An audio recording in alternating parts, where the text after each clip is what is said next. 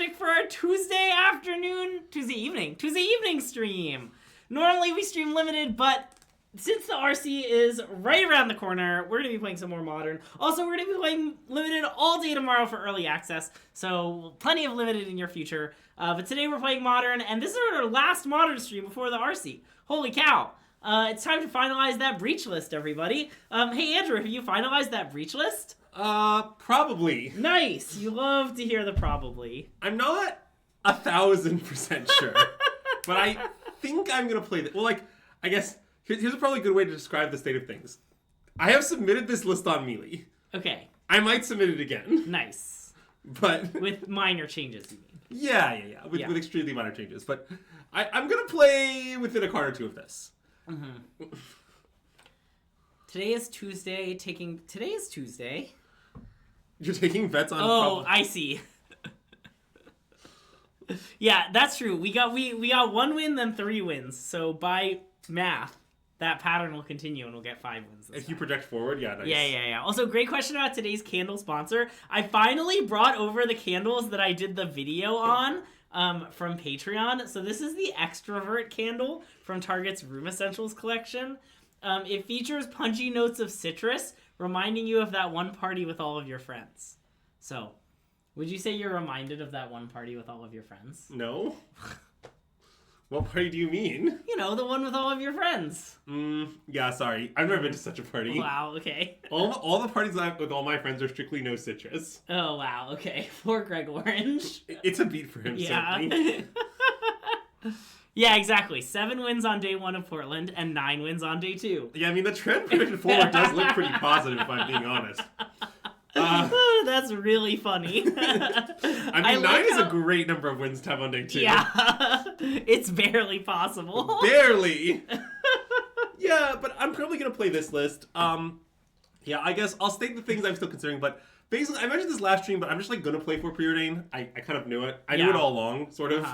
But I might try to find some way to fit the second Spell Snare in the deck. I really like the second Spell Snare. Yeah. But also, it's not my deck right now. I had trouble fitting it in a lot of matches. I, looked at all the mappings again before the stream. Mm-hmm. And by that, what I actually mean is one of my teammates looked at all the mappings, and I looked at his mappings. Nice. But, so, I think that I will not have the second Spell Snare. I think it's the weakest link, but I might end up playing it.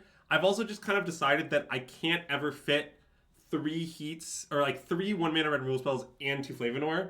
So if I have 2 Flavanor, I'm going to have 2, but I think I maybe just want two Flavanors and 2. Yeah, okay. So, I mean, the sideboard when it kills spell always looked weird to me. Yeah. It looked weird the whole time.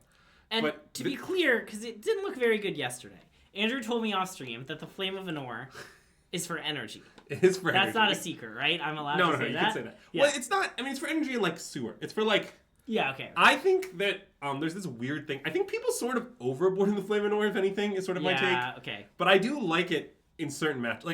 I played some sets against energy, but Flame of Anor was insanely impressive. Yeah. I think it's weird. I think at some point in time, everyone was underboarding Flame of Anor every matchup, and then Alex Rohan, who won the European RC, was you should board Flame of Anor against everyone, all of them, all the time. And I think people overcompensated. Yeah, okay. And I would say I'm a moderate on the question of Flame of Anor. I understand. Yeah, the enlightened moderate on the issue of Flame of Anor. So, yeah. We're just gonna leave that comment behind. Yeah, okay, fair enough. Also, if you're wondering about Patreon, if you're on Patreon and you're like, wow, this deck looks sweet, tell me more, don't worry, it'll come to you soon.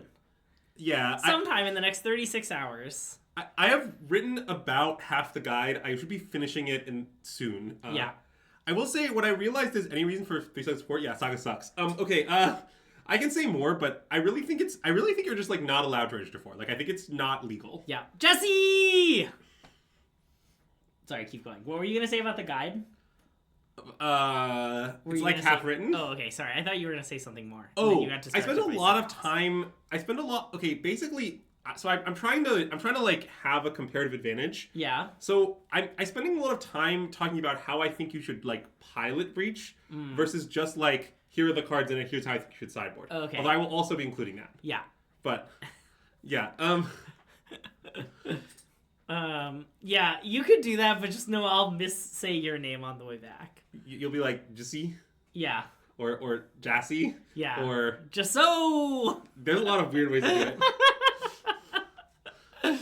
I once had a boss who refused to learn how to spell my last name, and then I called them out, and then they kept writing Greg on my thing for the future, and I think they were mad that I called them out for misspelling my name. It was really, I was actually legitimately pissed off. I was like, fuck you should be. boss. I don't know. Yeah. But okay. I can basically talk about the Saga thing, but basically, like, okay, in order for a card to be good, it has to be good against someone. Okay. All right, so what exactly is so sort of? I'll make some arguments. I don't think Saga. What? I'm never playing 4-color. I don't think it's close. The man. So first of all, this is one of the issues with Saga. You need to cast your goddamn spells. Like everyone's like, don't worry, it's fine. I have 3 colors and 2 shifting woodlands and 4 Urza Sagas, and I never have blue mana on turn 1 to play my Tamios and preordains. It's like, what are you doing? You can't do this. The first thing is, it's totally illegal to play the mana base that is stock. Like, okay, Alex Rohan, who won the European RC, is literally like out here cutting Thundering Falls to get enough turn 1 blue source. It's like, have some discipline. Just like, accept that you can't play 4 wastes in your main deck, alright? Like, that's the reality. The second thing is, you have to understand that you never with combat damage, it's never happened a single time. You have to accept this now. It's not a thing. It will never happen. Move on with your life. I like how it happens for us approximately once per stream. Okay, it honestly happens sometimes against Frog, and there's some weird Eldrazi games, but it's pretty rare. Yeah, it seems like it happens about once every 5 matches. Well, yeah, that might be about right. Yeah. Okay. But, like, that's pretty rare. Then the other problem is, every hate card people play against Breach is good against Saga. Like, you know what's really annoying? When your opponent boards in 8 copies of Erase, and then they Stone Rain your land on turn 2 for 1 mana. And that sounds like an overstatement, but like, I don't know. In the mirror, my plan is supported a bunch of Nature's Claims. In an Energy's plan against you is supported a bunch of Weird Tears in addition to their Thraben Charms. Yeah. Like, people have a lot of Erase. Erase is a very popular card. Yeah. You have to, like, be afraid of Erase. Not literal erase. Yeah, like Erase variants. Yeah, what about erase, not the Urza Saga one? Well, that's a nice one. I do like Erase, not the Saga one. But, yeah. Do you know what it does? I don't know what it does. I just know that it exists. I think it removes it from the freaking game forever. Oh, it removes it from the freaking game forever. That's right. Yeah. Nice, yeah. You've never removed a card from the freaking game forever? I'm not sure I have. To be clear, first it exiles the card. Oh, yeah. Then it removes it from the exile zone and puts it in the remove the freaking game forever zone.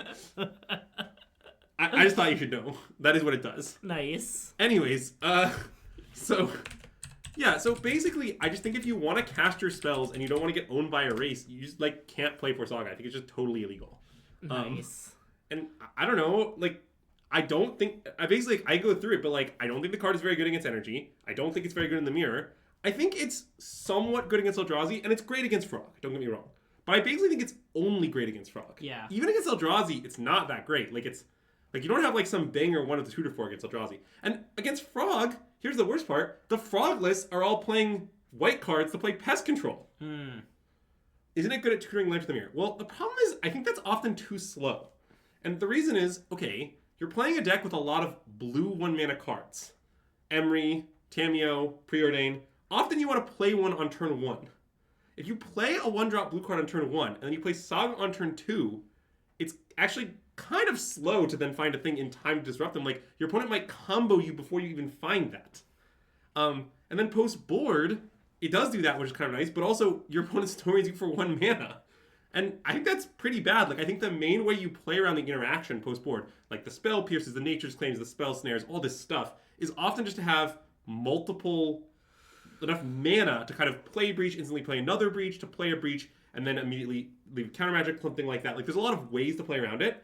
But yeah, basically, I do think Song is good in game 1 of the mirror, but I think it's kind of bad post-board in the mirror.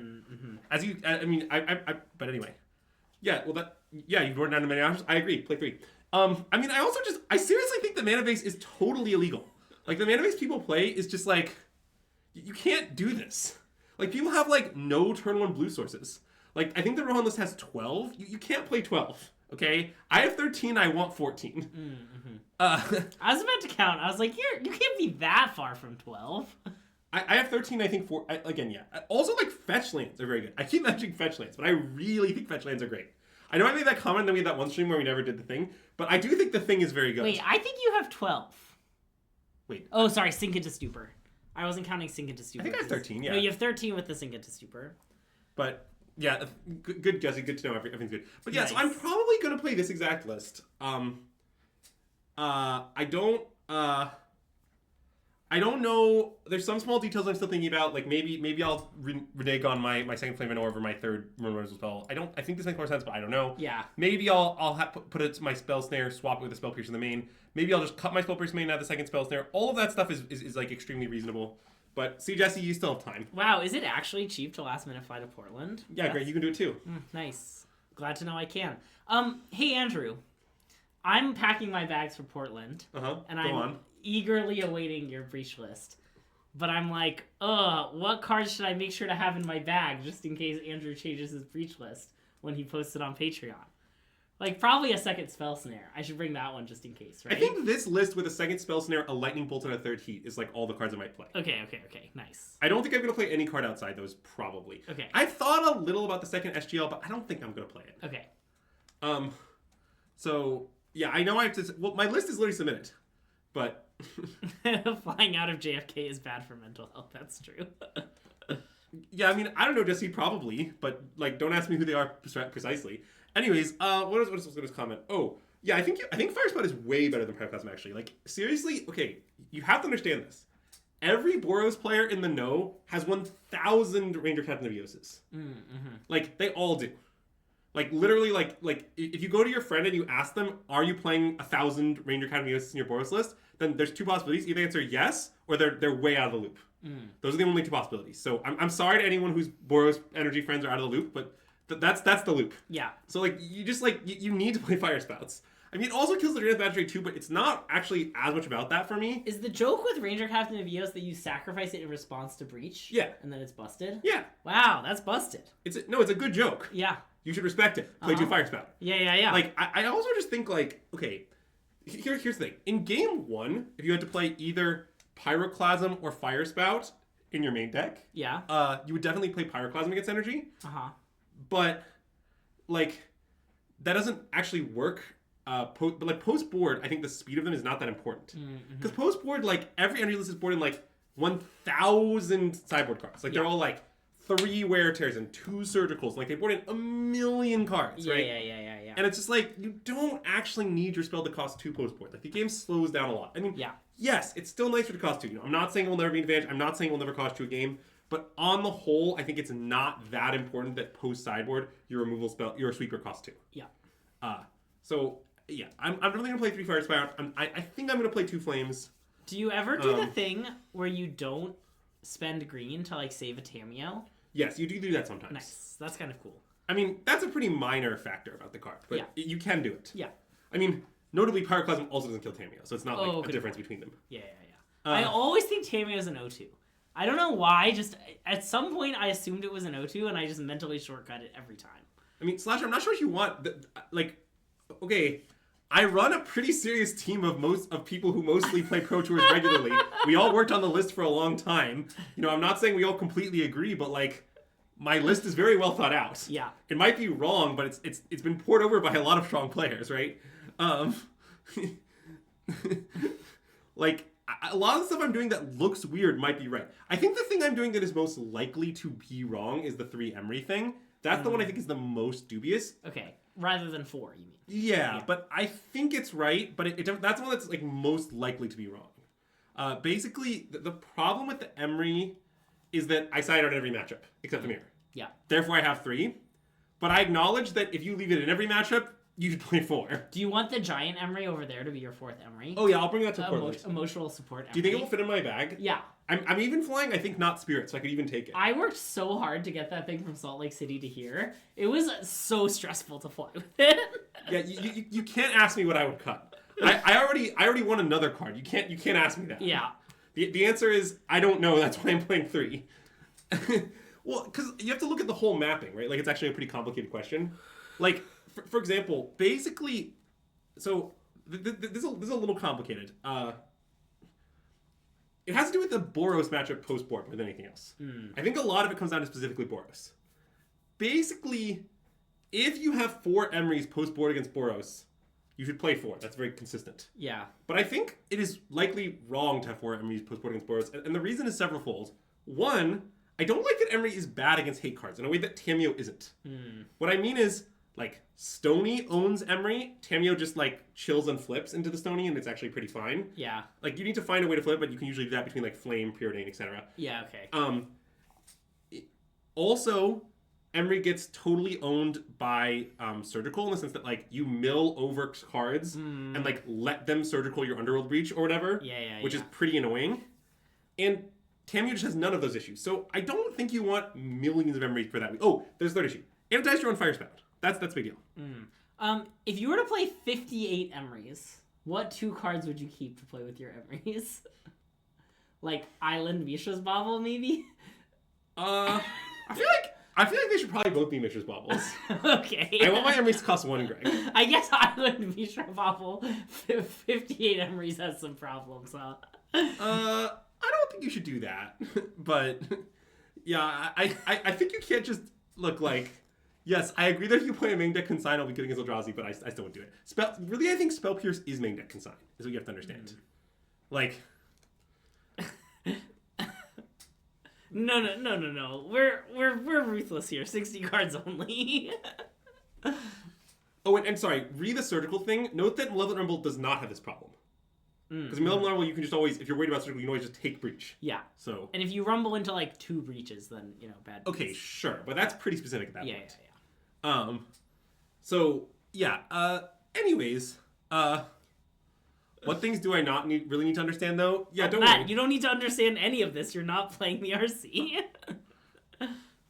I think the Sideboard Saga is nonsense, Marcus. We've discussed this many times. Marceline loves Sideboard Urza Saga for reasons that many will never understand. Wow, okay. I mean, it's totally illogical. But anyway. Armat, that's a great deck.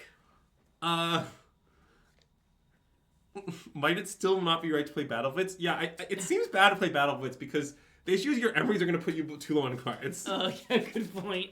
What are you going to do? Just not cast your Emerys? Yeah, exactly. It seems anti-synergistic. Yeah, I don't know. Let's see. What other notes do I really have? Yeah.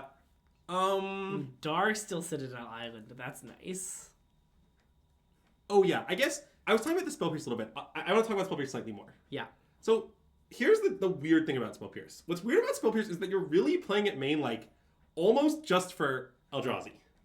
Like, it's sort of the GOAT versus Eldrazi and very mid versus everything else. And you're trying to counter Karn, to be clear. Well, and K-Commit. Oh, it counters the only 2 good cards in their whole deck. Yeah. I mean, it does do the thing. The problem is that... Okay, so although Spell Pierce does counter the only 2 good cards in their entire deck, being bad against everything else is a bit of a problem for a main deck card. But the thing is, whenever I consider one of the other counterspells main, like the Swan Song, the Spell Snare, like many of the various counterspells, none of the other ones can counter Karn. Like, the card I'd really like to main deck is my classic design Spell Karn Snare, which is, of course, Spell Snare, and except it's blue, counter target spell with mana value 2, or colorless Planeswalker with CMC 4. Nice. That card I would play probably 4 of. Wow, yeah. Like the problem is that they haven't put in Spell Karn Snare. Yeah. Oh, also you lose 1 life. That's the downside. Oh, sure, of course, yeah. You gotta lose 1 life. Yeah. But only if you counter the colorless Planeswalker with mana value 4. No, I think either way. Either way. That's the downside. You lose 1. Wow, does Aether Sork actually have mana value 4? Because that's very funny. Well, Strict Serenade is not quite the card for me. It counters Planeswalker, creature... It doesn't counter enchantment, I believe. Which is more or less one of the most crucial parts about Swan Song. Yeah, you can't just not counter enchantments. Karn's Defeat. Except if it was Karn's Defeat, it would have to cost, like colorless Eldrazi mana, you know? Because the defeats all match the color of the Planeswalkers. No, that is a card. It's not a shitpost, but the card unfortunately just doesn't do what I want it to do. Yeah. Like the problem is that the 2 most important cards to counter are Underworld Breach and Karn, and the third. So yeah. Anyways, so I'm playing the Spell Pierce main over the Spell Snare, even though Spell Snare is better in every matchup than Eldrazi. But like, the reason I'm doing this, and I made up some numbers. Remember, one of my main philosophies, if it's worth doing in fake numbers. Yep. Is I sort of rated each card out of 10 in each matchup. And what I realized is, I think the amount that Spell Pierce is better than Spell Snare against Eldrazi is greater than the amount that Spell Snare is better than Spell Pierce in all other matchups combined. It's like the issue is, I guess Eldrazi Spell Pierce is a 10, and Spell Snare's a 5. And even though in all the other matchups, Spell Snare's like a 5, and Spell Pierce is like a 3, that gap is too big. That's the problem. So, I mean, yes, Negate would be good if you are willing to play 2 mana. Yeah. Yeah, I do a lot of things to make up some numbers. Yeah. What? Do you want to make up some numbers live? 11D41. I don't know if that one's a number. It's smaller than 11D42. How do you think it compares to 12D42? It's gotta be less than 12D42. I mean, it could be like a 1/3, 1/4 situation. Oh, good point, good point, good point. That doesn't follow. Yeah. Oh, are we naming fictional numbers? Azax, how about the 12th Busy Beaver number? That number's big, by the way. Well, but it's not fictional. Well... How does 11D42 compare to a Charmeleon? Nicely. I think favorably. Yeah.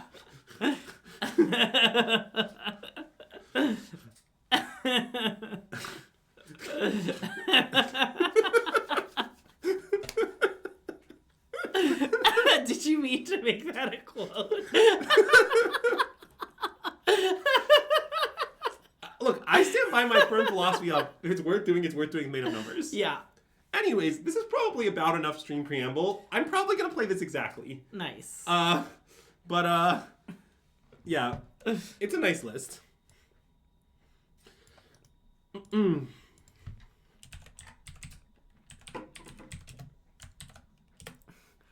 adding it to the cool list. I want it there. Well, yeah, I also renamed my list Stock Breach because I realized my list was insanely stock. Nice. That's why I named it that. Nice, lad. Bold outfit next stream. Wow, you do this every time, huh? Every early access, yeah. It's not 1141. That's not 11D41. Yeah, I did consider going to the thrift store to search for some racing-related clothes, but I didn't end up having time. Actually, I did have time. I was just lazy. Who's the grinding station and who's the underworld breach? I'm the underworld breach for reasons that are self-explanatory. I think that's true. I was gonna say the same thing. Yeah, they're pretty self-explanatory. You don't want to think too much. Also, I'm sure many are asking who's the Mox Opal. It's MSJ. Anyways. Oh, MSJ is the Mox Opal? Yeah. That's genius. Yeah. Well, obviously he's the Mox Opal. Yeah. Like, it's very clear that MSJ is the Mox Opal. Also, I like the Grudging Station.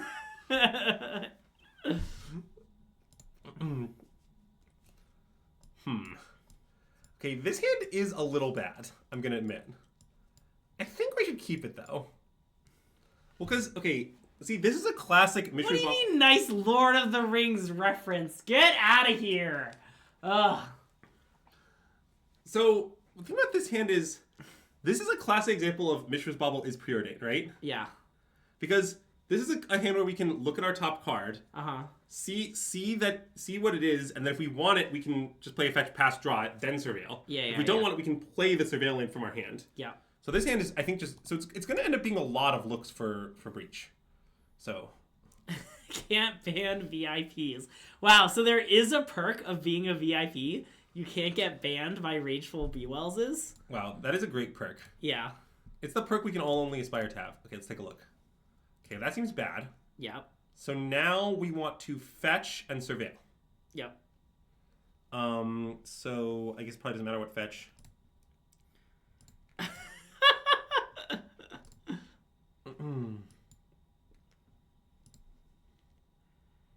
That one is a tough one to evaluate, I'm not going to lie. Yeah. I think we should bin it. Okay. Mostly, I mean, obviously on my deck list we know, but it's sort of just like, I kind of think your algorithm when you're casting these cards in game one is pretty close to, is it the card Underworld Breach? Yeah. And that card is not Underworld Breach. Ooh, a free Tameo. I do like Tameos that cost 0 total mana. What do you think Basic Island Go means? Yeah, that I'm pretty unsure of. Oh, I guess our opponent was last seen playing Affinity. That brings up as many questions as it answers. I understand. Okay, so do you want Stomping Ground here? I think maybe a nice Stomping Ground sounds good. Okay, we could Stomping Ground.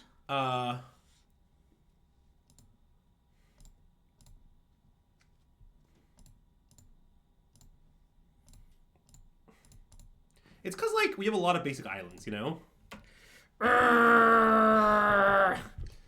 Okay, so here I think we probably just want Bobble, and then probably we just want to flip our Tameo, but we can assess. Okay. So let's take Bobble and play it. I think we just do want to flip Tameo though. It's like hard for me to imagine not wanting to do that. Yeah. So I think we just go to their upkeep and crack. I think we can just crack. Okay.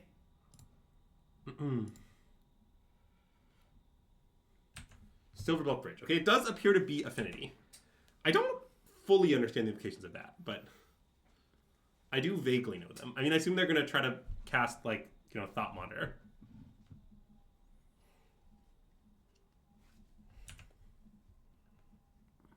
Ooh, I do like a nice grinding station. All right, let's attack and flip. Yep.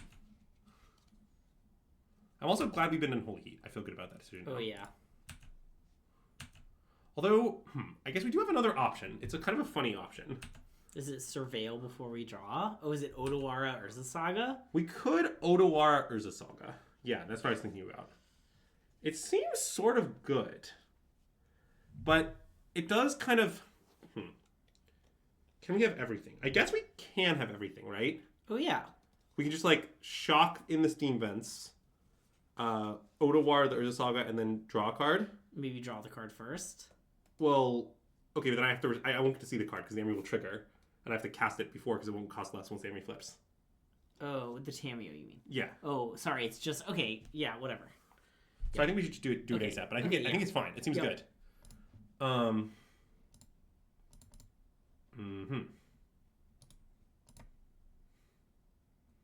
We'll see the card and the trios on the stack. Oh, is that true? I guess that is true. Okay, fine. So I guess I can just like hold control. Oh god, I'm really worried about this. Just Odawara it. Okay, I'm mostly worried that I'll screw it up on Moto. Is what I'm worried about. It's too dangerous. It's not worth the risks. Yeah. I'm definitely gonna do it, so I'll just do it now.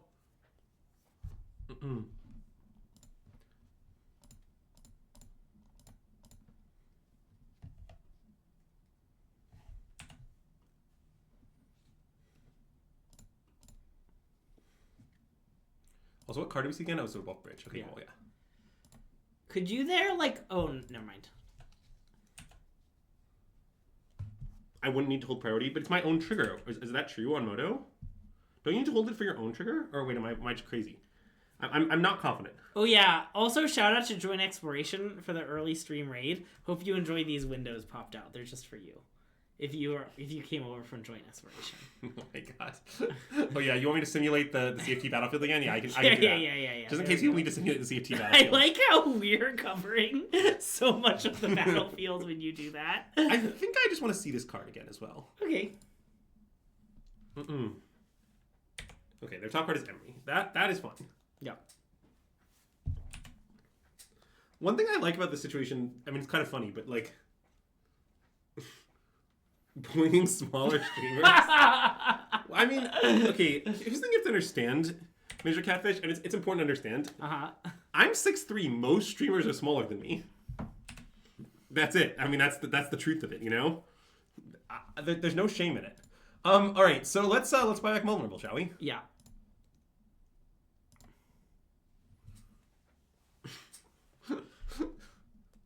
Look, we have to bully them while their stream is smaller. They're obviously going to outgrow us soon, you know? Underworld Breach, you say? That seems nice. I would like to select Underworld Breach. Yeah, me too.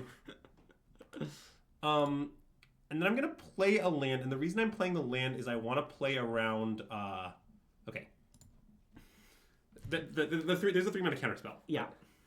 All right. What does Andrew the Large... Not some weak the others? Yeah, that is a good question. Yeah. Greg's always asking me that. Yeah. I'm actually too afraid to ask that as a smaller streamer. I'm worried that I'll get eaten. Okay. So, I imagine these cards are very good. Yeah. I imagine Flame of Anor is very good. Something. Everybody loves to overboard a Flame of Anor. Something. Okay, but they're playing Affinity. Like, destroying their artifact seems good, you know? Yeah, I know. I want Jace. Sure. I mean, that seems fine. Where I was going with that is I don't think we want Consign. Okay, yeah. Nor do I think really any of this other stuff seems particularly great. Spell Pierce can probably go. Yeah. Haywire Might is good. Soul Guide can probably go. I know they have Emery, but Yeah. I don't know about Aether Spellbomb. Aether Spellbomb does some stuff. It's sort of a classic Aether Spellbomb does any job you want if you want it done poorly angle. Yeah. I mean, do we want to cut the heats? I mean, I don't think that they're necessarily good. I mean, even if they have like cranial plating, like he just isn't that good against cranial plating. You'd rather kill the plating. Yeah. I think I'm sort of interested in cutting them, but I'm not that like this seems hinged to me. I'm not sure it's right. Yeah. You don't believe this is the Soul Guide land I'm going to be playing with. Yeah. That is probably true. It's okay. Those definitely aren't the Flame of Anoris he's going to be playing with.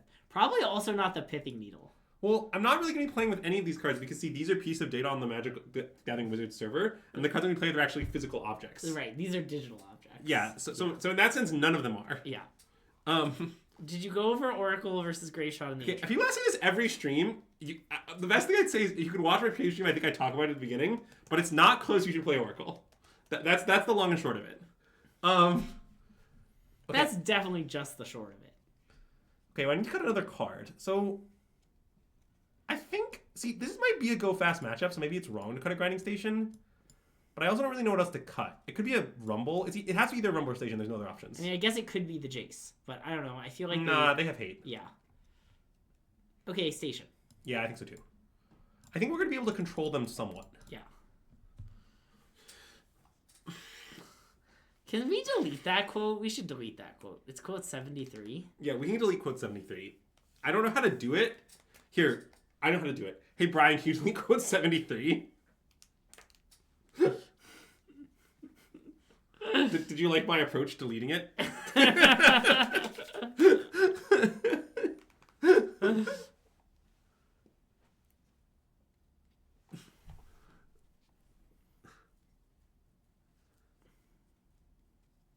I think Boseiju is mostly a spell, but you can shave a land.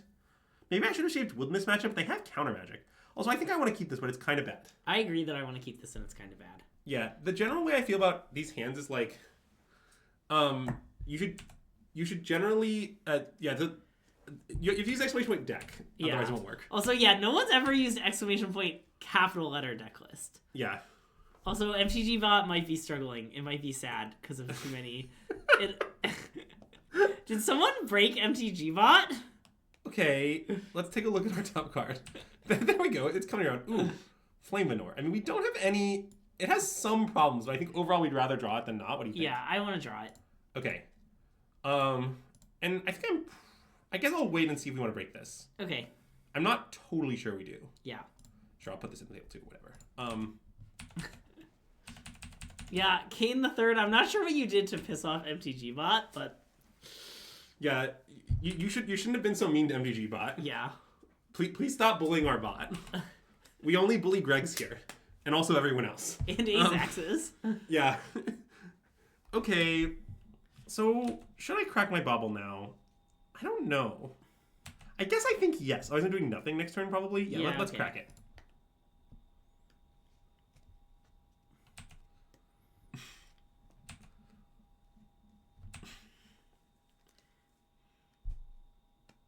Okay, let's preordain. Okay. I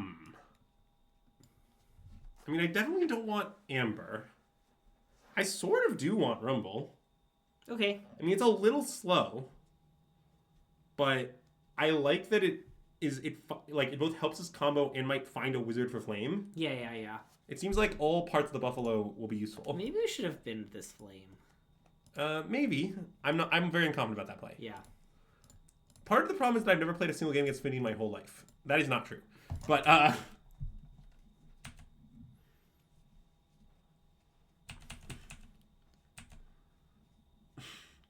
exclamation point dork is quite the command, yeah. Also, one of the problems with Affinity is it violates Andrew's rule, as I'm terming it. It's a great rule. This is the if your weird deck loses to the hate that the best deck in the format loses to, you can't play it. Yes. That's a good rule. You're never allowed to play decks that get splash damage from hate, basically. when the deck getting the hate from them is the best deck. Yeah. Wow, why did quote 22 not work and then quote 22 did work? Okay, so I know this isn't glamorous. I think we should immediately kill Emery for 3 mana. Okay. I think the Emery is gonna beat us, and I want to do it on their upkeep. Is when I want to do it. Whoa. Oh wait, I guess that has some problems. Problem is they have Rebuke. Like they definitely have it. Okay, you can do it in their upkeep. I think on their upkeep might be nice. Yeah, it's fine. They can like recast Tormad's Crypt and exile our 2 cards or something, but I don't know. That's probably fine. Yeah. Yeah. Yeah, I mean, I think avoid graveyard artifact pet decks is a pretty accurate description. Like, a good example of what I mean is if you're playing Storm because Storm doesn't lose to any of the hate that Breach loses to, and you're I hoping guess they have a bauble, but it's fine. I'm not saying they'll get no value. I think it's right anyway, though. Yeah. This is pretty good because now if they rebuke it, they don't get to make a construct, right? Like it's actually quite convenient. What time are we streaming early access tomorrow? Good question. Andrew, what time do you want to stream early access tomorrow? I don't know, like 2 p.m. What about 1 p.m.? Fine. Okay. 1 p.m. Soft 1 p.m. Soft one. They know that our stream times are soft. The problem with 1 p.m. is that I'm going to have to wake up at the crack of 11 a.m. Yeah. Yeah, see, we kind of got him here. I feel like we got him. Like, they did counter it, but, like, at what cost? They can big construct real fast and then top their own cast rebuke. Yeah, that is a strong line. Yeah, Central Time Zone. So about 1 hour after early access starts.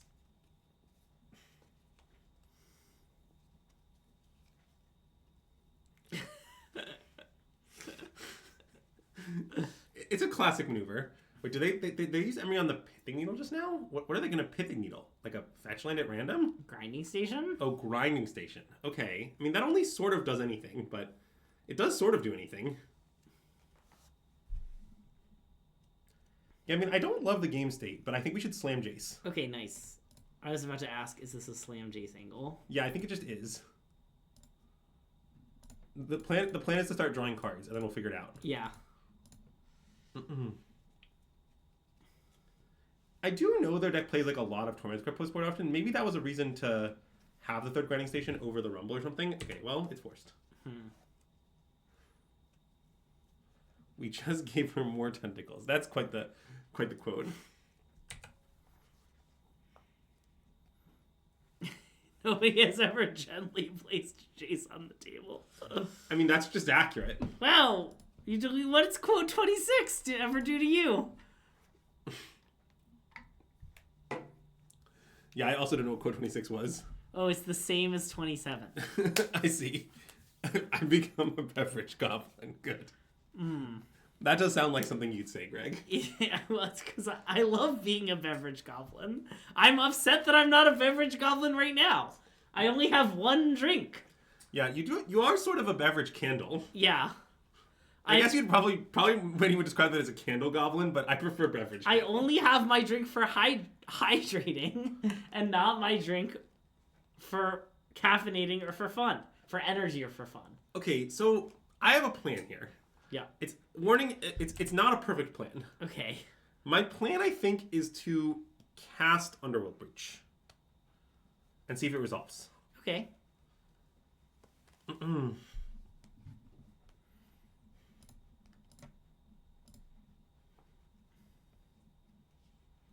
think it's good.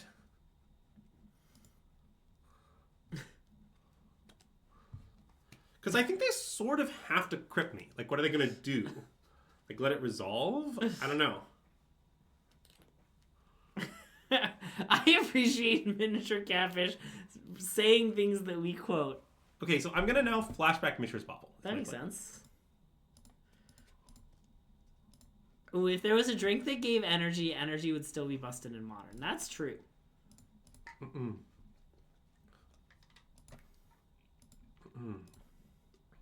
Well, no, I understand that Red Bull is an example of a drink that gives you energy. I just don't have a Red Bull right now. Also, I don't particularly like Red Bull, but that's neither here nor there.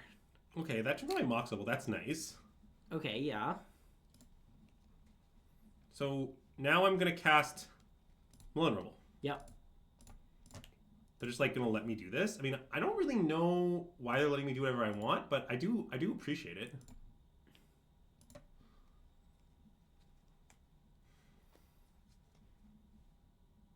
You might have to take Thassa's Aura. I do, yeah. Yeah. Because Jace is already gone. Okay, I'm going to play this now, which means which gives them a moment to do their thing if they Yeah. want. But I think that is life. Yep.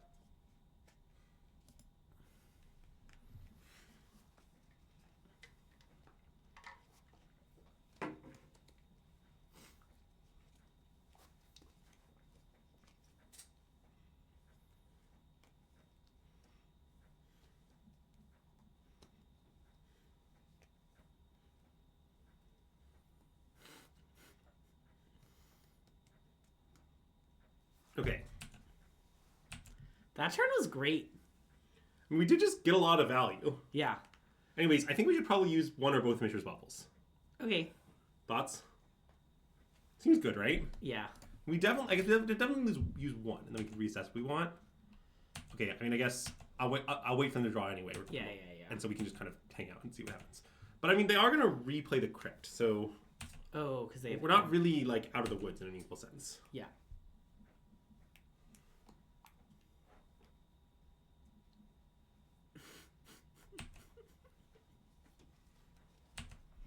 Yeah, I think we are going to lose this game, but it's definitely not like totally decided. SGL. Okay. Why are they targeting under? Okay, I don't think it makes sense to target Underworld Breach. I'd like to state that.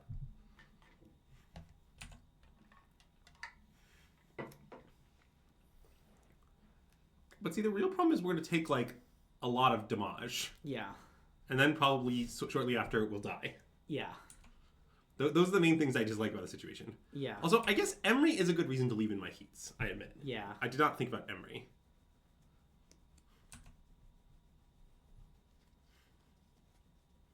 Just thinking about how many cards on our opponent's deck are non-arena. Like, Thought Cast probably is in an arena. I bet Glimmer Void might be in a random something, you know? I couldn't tell you, Greg. Yeah. Okay, well, we're going to have to find a way to win through all this on our turn, which I think is maybe difficult to impossible. But yeah. Let's find out, shall we? Wow, the top card of their deck was Emery. The top card of our deck was Emery. Okay, I guess I'll play Emery. Okay. It's a plan with some flaws. Okay.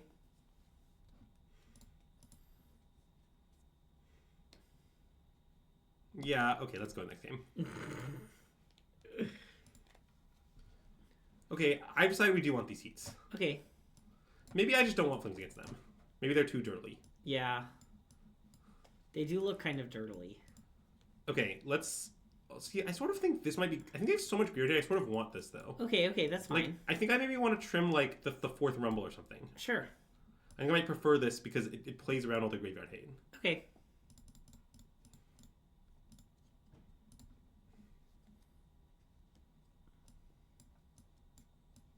This seems fine. It's not perfect. Sure.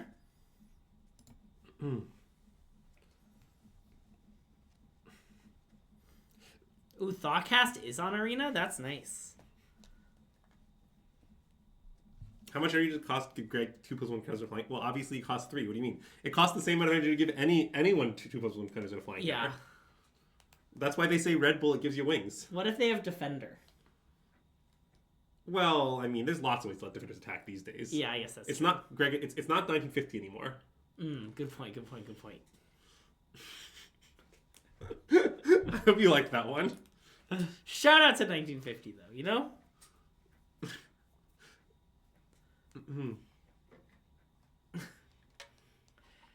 Oh, it was on Foundation's Jumpstart and will be on the special guest sheet for Ether Drift. Thoughtcast is a special guest? Yeah. I don't think I've seen our test traps yet. Yeah. I guess I haven't done that many, though, and push are pretty rare. Yeah. I've seen War of Invasion. Yeah, Word Invention I've seen. We've had a lot of Word Inventions on our test traps. Skyboat we've seen. Oh, I know we've seen Skyboat. And then Pathbraider Ibex I've seen. Yeah, they're very rare, yeah. Yeah. Yeah. Some of us have seen it more than others, if you know what I mean. I don't. Can you explain? Yeah, to be clear, chat, the joke is, in one of our test drafts, Marcy had a deck that was like Skyboat and multiple of the thing that tutors for Skyboat, and her deck was totally broken. I don't remember the Transit Mage? Transit Mage, yeah. Yeah, Transit Mage. What's our current take on DFT Limited? Tune into early access tomorrow to find out. I think it's too early for me to have a real take. Yeah, I don't really have a real take.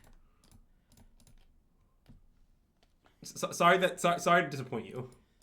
I hate disappointing the fans. All right, do we want Urza's Saga or do you want to redraw?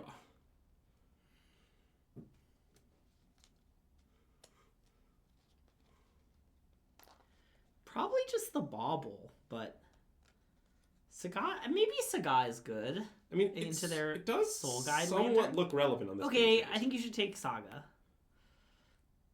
You mean Saga? Saga, of course.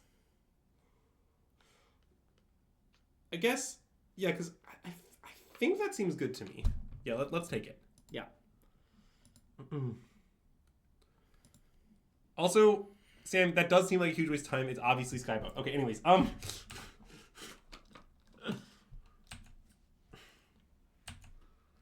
what's your current take on sharks and legs with legs and what jobs proven to have? Sorry, are you saying you want to discriminate on the basis of whether or not they're sharks?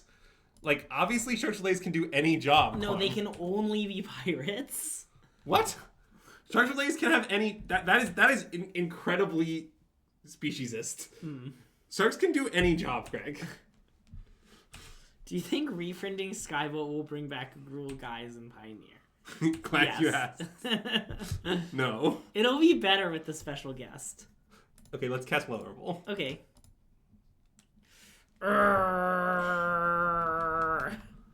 Maybe I should have played the Saga and tapped it. I was sort of thinking that if I find something to do, I might just like play the appropriate lane to do that thing. Oh, no, it's getting countered. Okay. Sure. That is fine. So now we could sack our spawn to play Grinding Station. It's a little weird. It might be right, though. I kind of think it looks right. Okay. I just like, I don't know, it's very mana efficient. We might want to random artifact and play just make our tokens a little bigger. Yeah. Anyways. Yeah, Sam, I don't know that, to be clear, when my comment obviously takes Skyboat, I definitely don't know what set you're talking about or, like, in what, like, I have no context to the comment at all. It's obviously the original set with Skyboat, and Soul Ring was a masterpiece. Oh, in like Kaladesh. Kaladesh? Yeah, there were masterpieces in Kaladesh. Yeah, okay. I'm with you now. You just could open Soul Ring. Gotcha. Amonkhet? Wait, it can't. Wait, it can't be Amonkhet, right? Definitely not Amonkhet. You're saying Skyboat was like whatever the masterpiece was in that set? I appreciate how many triggers you get against Affinity. Yeah, you do get a lot of triggers. Okay, I guess we're going to need to figure out the combo soon, huh? Yeah. I mean, we can use our Saga to get rid of a hate piece, which is pretty relevant. But With Haywire Might? Yeah. Yeah. But that said, I have some concerns about the game state. Yeah, me too.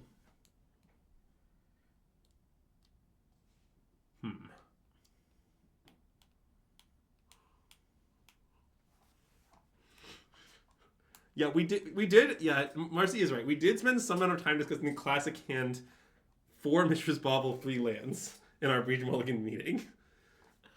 By the way, if you're wondering, we think it depends on which lands they are. That one I can tell you the conclusion of. If there's at least one fetch we think you should keep. Nice. But if they're all non-fetches, you might be supposed to mulligan. Well, what if it's non-fetches but there's a Saga? Yeah, then that's for the scholars. Okay. What if one's Thundering Falls? Yeah, then you're good, I think. Yeah. I mean, that's not as good as a fetch, obviously, but... See, like, the problem is that if we play Jace, it's just gonna die. I mean, sounds like it'll draw a card and gain some life. Well, yeah, I mean, making a concert token will also gain some life. Oh, that's true. But... yeah, I guess we should maybe just play Jace. I don't like this. We're in real trouble. Yeah. Okay, I'll play Jason Plus. Okay. Mm. It's okay. It'll get Force of Negation. Well, yeah, I mean, that is something that concerns me also. Wow. In what context was that said even? I love Canada. Yeah, I'd like to officially take back quote 47. That's where my friend Dom is from. Okay. There's some weird downsides to milling ourselves. Maybe it's wrong to do, honestly. Sure, and I'll play one of these. Basically, the issue with milling ourselves is, let's say we mill Thassa's Oracle. We will lose literally immediately. I understood the risks, and I still wanted to do it. Yeah.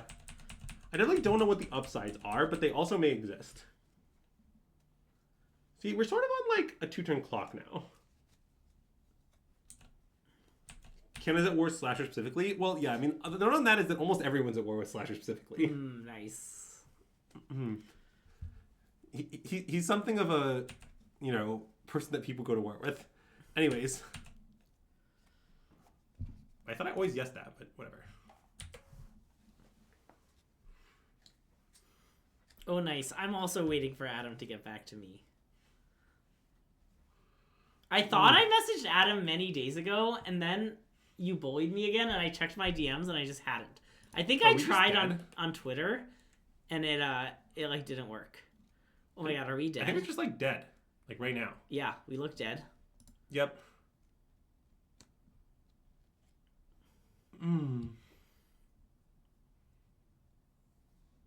No, Jace is dying in a sense. Yeah, I mean, maybe we just had to make construct there. Yeah, I'm not sure if I screwed that game up somehow. I sort of feel like I didn't. Unless I was supposed to mulligan. I don't think I was supposed to mulligan. Maybe that hand was too bad. I had two Malevolent Rebels. We just didn't find anything of note. Well, yeah, and it was too slow. Well, I mean, we didn't find Breach on either one, really. Yeah, I guess that's true. I guess was one countered? Yes, right? Yeah, one was countered.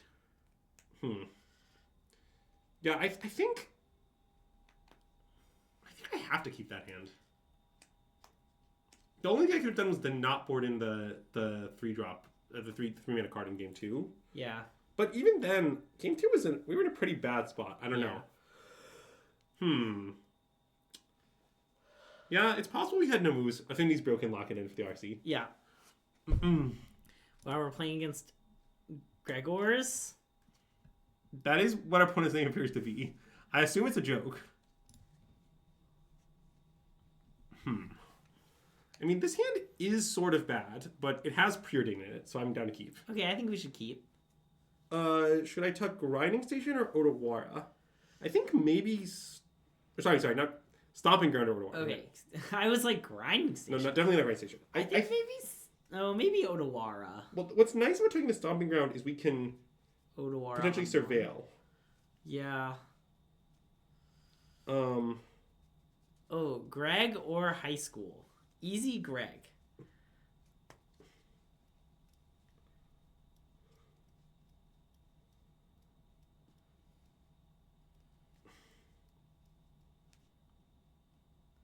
Do you have any thoughts? I would tuck Stomping Ground, I think.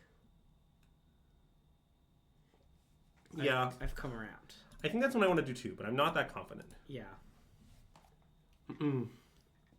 Greg or a fully funded PhD program, like you get... Well, if you choose Greg, it's a huge win. You both get me, and you don't have to attend a fully funded PhD program. Yeah, it's really something of a win-win to pick Greg in that scenario.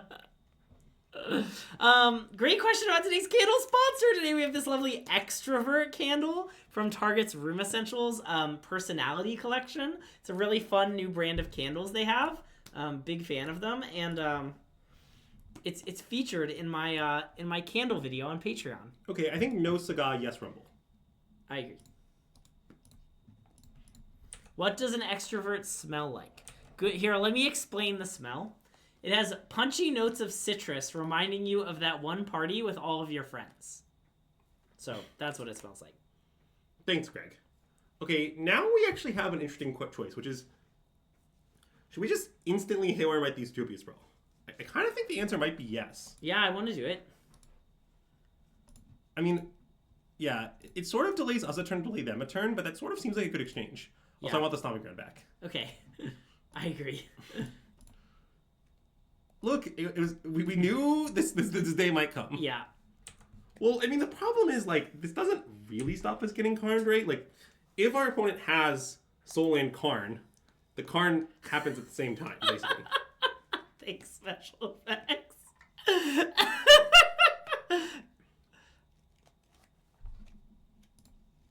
Okay, well, none of those are Karn, so I like that part. Now, we do have some other problems. I can't see any. Yeah, good old By God, one of our best quotes. Ooh, yeah. That was one of our best drafts ever. We just pack one, pick one to the White God and Rivals Vixen, didn't cast it a single time, easily 7-0'd. That is what happened, as I recall, yes. Scried it to the bottom like 4 times.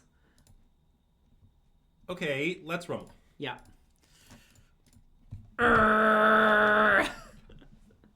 Okay, I mean, check. Yeah.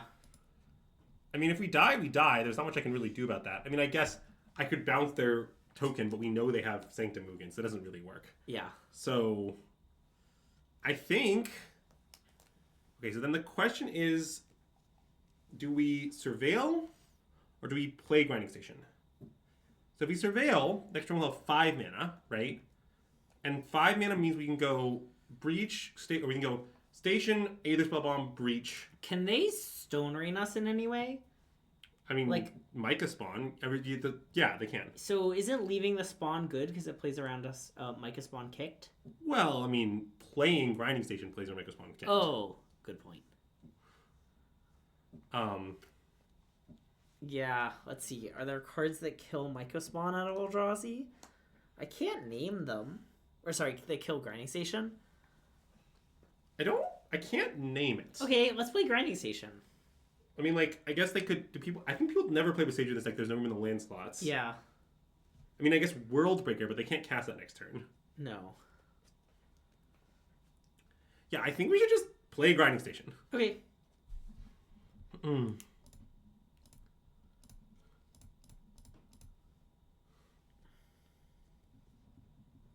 I guess it, like, puts up on the table that they're in check, but I don't think that's too important. Yeah.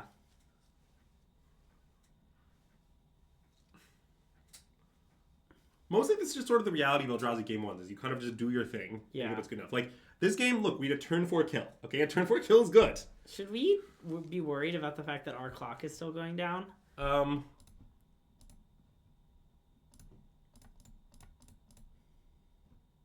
Okay, I fixed it. Nice. I agree it doesn't matter if they can't do anything. Oh, you think they're going to Micro-Spawn to Bog? Yeah, I guess that's kind of annoying. Okay, they just had Bog, it looks like. But see... Yeah, I don't know. I mean, we're still extremely close to going off is the thing. Okay. Hold on. So now, we can play Spellbomb, we can play Emery. If we mill over any 0, we can go off, right? Yep. So I think we just do that. Okay. And I'm going to just let... I'm going to let Fetchables get milled, potentially. Okay. Because I don't want to lose my Surreal option if I brick. Okay, Mox Ember. That means that's checkmate. I think we jam. Let's jam. I mean, we could be... So, I guess let's think about what could go wrong a little bit. Well, what happens if we hit Thoracle... Oh, we have a fetch round. So if we hit Thoracle early, it's fine. Yeah, I mean, that's not a problem. I mean, they can fill this with K command here. But... Oh, sure. I think we still just jam into that. Okay. I mean, if that happens... Mostly, I just think, like... I don't see how we beat that in the long run, so I'd rather force it earlier. Yeah. Like, if you wait against K command, that's sort of, like, not good for you, right? Yeah, like, yeah. I also think by forcing it, then we just have like Emery Spellbomb going. Like we're not completely cooked. Yeah. Okay, well it just resolved. So guess I'll select the other Amber. I don't know, whatever. Maybe Tamiyo's better for some reason. Float blue, mill.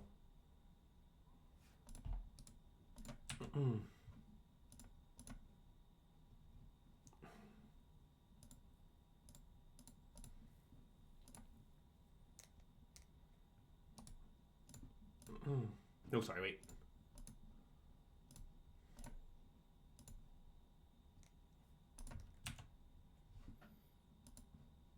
So we do have a small issue. Yeah, I mean, I think they can't have K-Command at this point. If they K-Command in response breach, you can grind the Spellbomb. You can do that, yes. It's not that good. Like, yeah, I think we just click now. Okay.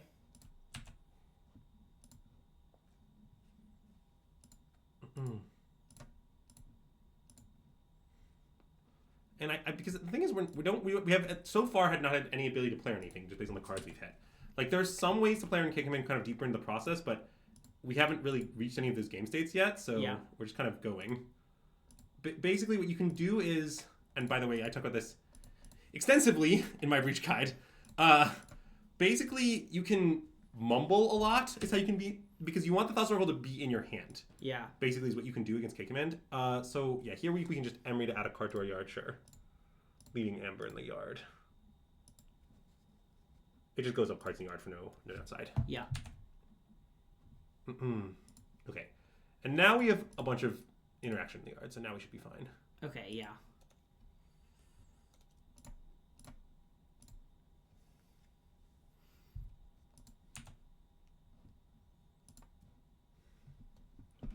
Do you want to now grind the Spellbomb for extra cards for spell pierce reasons? That's good, yeah. Yeah.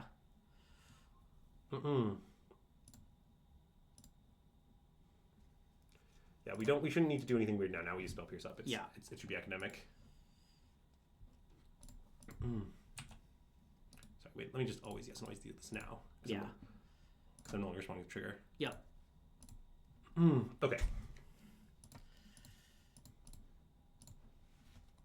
Yes, Marcy, you can access the guide. Yeah, you consider it part of your Gruul related payments. Yeah. Well, I just think this is actually very important. Like, I think like a lot of breaches, like there's all this like minutia, and you just should try to do it all right. Like, I think a surprising amount of this deck is playing these spots where you're like probably gonna win well. Yeah.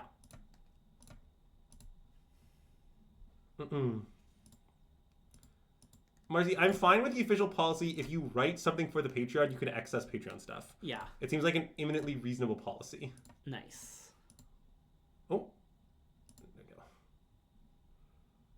So now I'm gonna... I guess this actually doesn't make any sense here. Okay, let me cancel. I guess I just sack this here. There's no tricks. Because I have a shields down moment on my stuff. Yeah. Okay.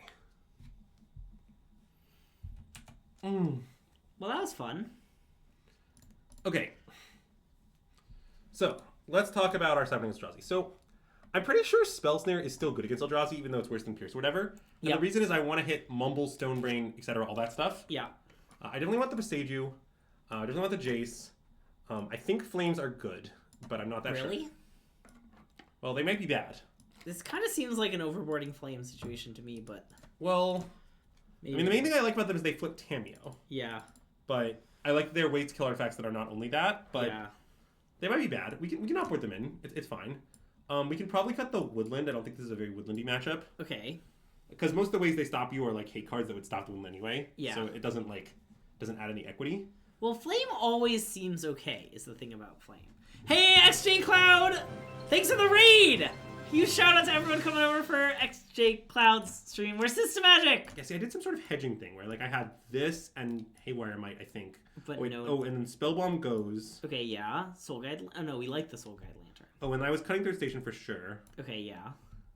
I mean, 2 Rumbles might be a bridge too far. Maybe only 1 Rumble is better. Okay. But I mean, do you want to cut the Soul Guide Lantern, or do you like the putting pressure on it? I think I like the SGL. I think it's good. Okay. I mean, this is very close to how I want the deck to look. I think. So I guess this is probably too few answers to artifacts. You probably should have more than just that. But the problem is we're running out of cards to cut. Preordain? Yeah. Emery? Triple Talk was I have Sting into Stupor, that doesn't work. Sting into Stupor still gets it. Yeah. Yeah, I mean, I'm not sure in this matchup whether you'd rather cut the second Rumble or the first Preordain. It might be the first Preordain. We can cut the Preordain. Okay. I'm still worried this is too few answers to artifacts broadly defined. But I do not think this. I think the fourth Emery might go, but I think you probably want all three. Yeah. Yeah, no, I think I'm a Pithing Needle doubter for the most part. I sort of want like a Nature's Claim. Is how I would say I feel. What if we cut like a Moxable? Sure. No, I don't want to cut the Might. I prefer the Might to the claim it attacks Karn for 1. That sounds like a joke, but I think it's somewhat accurate. Okay, well this hand is quite good. Please disregard the Nature's Claim. Disregard it, Greg. I can't see it. Thanks. I'm covering it up. Yeah, so basically, the player and K-Command thing, here's basically what you need to do. You want to just rumble loop. You want to just keep Moxable rumbling and not perform the traditional grinding stage. Like, the station's in play. Yeah. You're just ignoring it and doing the rumble loop. And then when you run, and like, even like not grinding your Moxen as you go to mill less cards, and then only when you need to refill cards in graveyard do you start grinding the Moxen. Okay. And basically, if you do this, I can show you some math, but what? We're gonna do it again! What do you mean? We should nature claim the Utopias for all. Yeah, that's one of the reasons I boarded in. Oh, yeah, okay. It's the same thing we did last game. It's kind of funny. Okay. The problem is that heating Karn doesn't work, is the short answer. Like, Karn, once it's already wished, has done a lot of the damage. Yeah.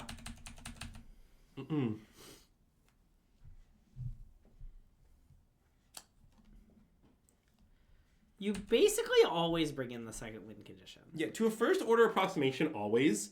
If you want a more complicated answer, you should board it in when your opponent has things that exile your graveyard, but that is most of the time. Yeah. So, Chalice on 0. Well, I guess that's a reason to have played the Moxen, right? I certainly did not expect Chalice on 0. Yeah. That shouldn't actually matter very much, though, upon reflection. Ooh. Wow. It's time. Yeah, exactly. I'm glad you clarified that it was invented by you, because I wouldn't want people to be confused and think that, for example, I specifically proposed it. Yeah. That would be very confusing for them. Oh, it's extremely fake table. Do we want to let this happen? They only have one card. I don't hate just, like, declining. Maybe that's too aggro, though. I guess if they bog us, who cares? Maybe this doesn't matter. Okay, I've decided it doesn't matter. Okay. You think so? Yeah, I'm a little scared, but it's fine. Would you say you're scared of? Let it resolve. Basically, I tried to name a bad thing they could get, and I kind of struggled. Ghosts. They get Caverns for their Emrakul. Yeah, I guess that would be bad for us.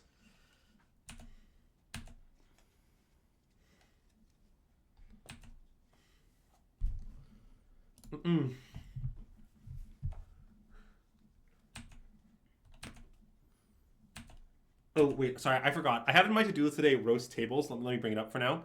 By the way, Table, have you decided to play the one playable deck in the format yet, or are you still going to play an unplayable deck? Sorry, okay. Gotta get that in.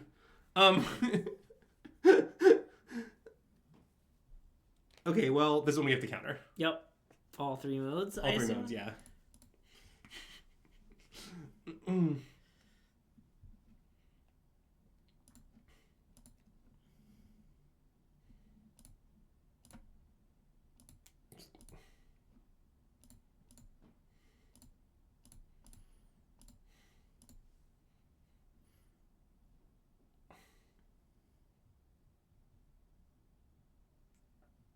this.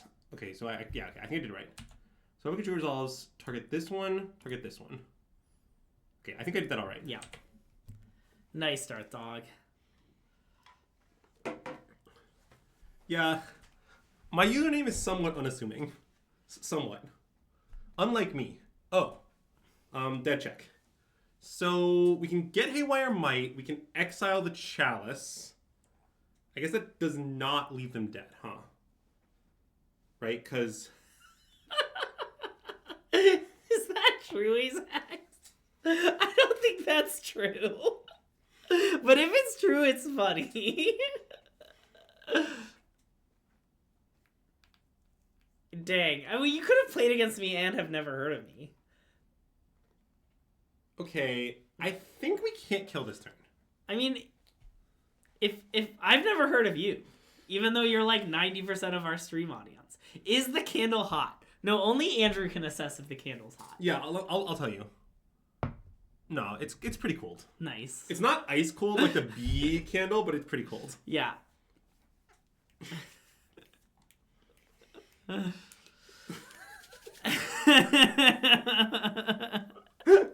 How's the candle graveyard? Alive and running. Okay, do you think I should make a construct? I'm really lost on it, actually. I think... So here's the problem. Let's say I make a construct. Yeah. I make a construct, I find Haywire Might, I play my land, I Haywire Might the Chalice, right? Yeah. Then the problem is that I only have 3 lands, so I just can't go off next turn. I think you shouldn't make a construct. Yeah, so what if I just get Haywire Might, float, get Haywire Might, Yeah. play Grinding Station, pass? Yeah. That seems great. That seems good. I don't really understand why you'd make a construct, actually. Well, I mean, I don't know, because they might stop me comboing somehow, and then I might need a construct. Yeah. I mean, that's why, but it's not like a great reason, you know? And you can play Hedge Maze, right? Mm.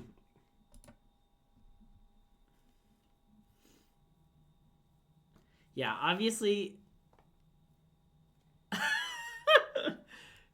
Before I... Oh, yeah, that's true, Nor.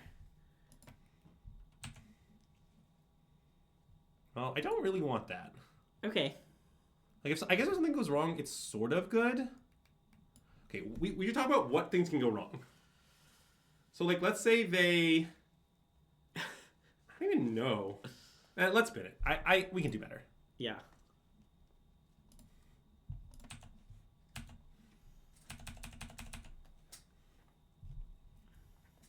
Flat Eric, the joy of Flat Eric is that he's only a sometimes stream viewer. It's a special treat when Flat Eric shows up. Personally, I once played against Greg, and I was impressed by how friendly he was. Nice. I get that a lot. Okay, I'm gonna just block and kill their thing, I guess. Yeah. I had a joyful time the first time I ever played Modern. It's the most joy I've ever had playing Modern because I had no idea what I was doing. So I was like in the 2-3 bracket.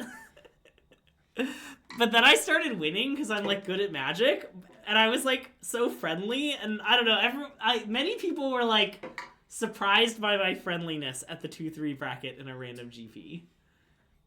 Didn't you cash this GP? No. I did not. This is when I played Bant Eldrazi. Oh, that one. Okay, that one you did not cash. I was confused on which GP we're talking about. 4 or 5. I guess you're right. Your history in modern GPs is not very good. Well, I've only attended like 2. That does harm it, yes. That said, your record in limited GP Denvers. My record in just limited GPs is very good. Yeah. How do you cash a GP from 2-3? I mean, if 60 makes day 2, it's not particularly hard, right? I think there was a time where 6-3 didn't make day 2. No, there was. This was early in your career. I understand. I think there was a time where 6-3 made day 2 but was still dead for everything. Oh. That's what I meant to say. That might be true. Yeah. I feel like it was like you were alive, but it was like kind of dubious. Yeah. I think maybe what happened actually, I was like 2-1 or something, and I like got absolutely destroyed. And I mentioned I had 2 buys, and then I got absolutely destroyed. Oh crap! Okay, it's fine. If they took Grinding Station there, I really need stack and response, but they just didn't. So yeah, I got bailed out. Now they're dead. Oh yeah. Nice. Yeah. So to be clear, this is lethal, and the plan here is that we are going to breach Amber until we find a creature to flash back and then kill them from there. Yeah. So I guess I didn't think very hard about the right way to order these, but it should be fine. Yep.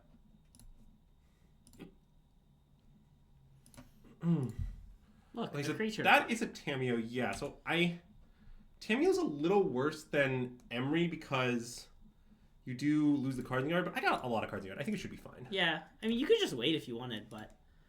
Well, but then I'm not making mana as I go. I think it's better to get the mana sooner here. I don't know. Okay. It seems mostly irrelevant, to be honest. Yeah.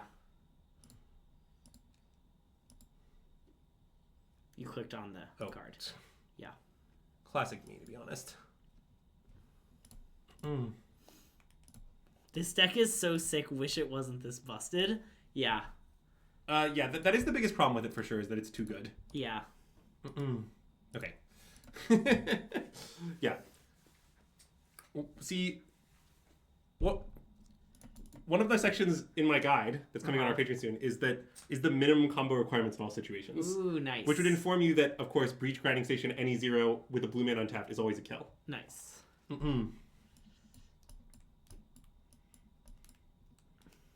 Yeah, this is a common Emery Yell, but obviously we're keeping. Okay. I mean, it's just like 8 looks for a Breach to kill one. Yeah. I mean, I don't know. Well, yes, one of the main problems with the deck is that it's so broken it's impossible to sideboard.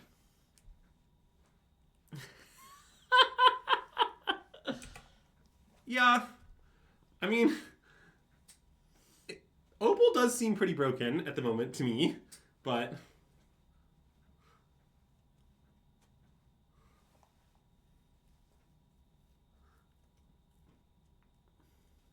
It's okay. Once they reban Mox Opal, then Modern will be fixed. Don't worry.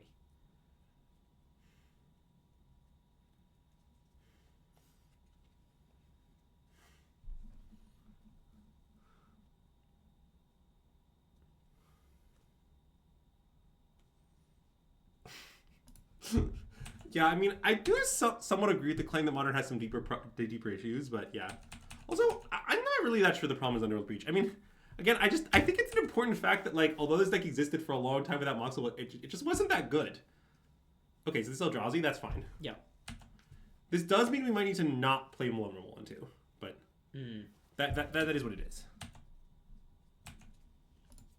How would Jesse say that? It is what it is. Nice. Sometimes you gotta throw back an old stream bit as a treat. Yeah, it was a nice treat. Also, we have the Thought Oracle in hand, so we can just trivially beat the kick him in now. Just chat right on through it. Yeah. Oh.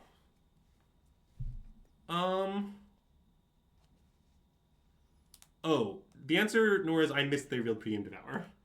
But I suppose I could have, yes.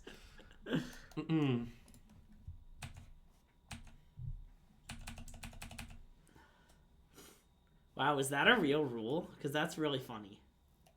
There was a singular Pro Tour that had that rule. I think Pro Tours plural in index statement is incorrect. Oh, is this just kicked? Yeah, that's kind of a beat, honestly. All right. Because now the problem is that my Shifting Woodland enters play tapped, but there's not much I can do about that. I mean, you could just get Breeding Pool. Well, okay. That's also a plan with some problems. I understand. Maybe getting Breeding Pool is fine. Yeah, I guess it's sort of where I'm at, huh? Yeah, I mean, you can play Saga this turn, but... No, I think you're right. The question is, like, given they didn't play Karn, should I now tap out? Well, you can't... You're gonna have trouble countering Karn now. Ah. Well reasoned. Okay. Let's tap out. I mean, you can confidently Spell Pierce it. It might work in paper. I do like confidently spell piercing things. It's a technique I learned from Ryan. I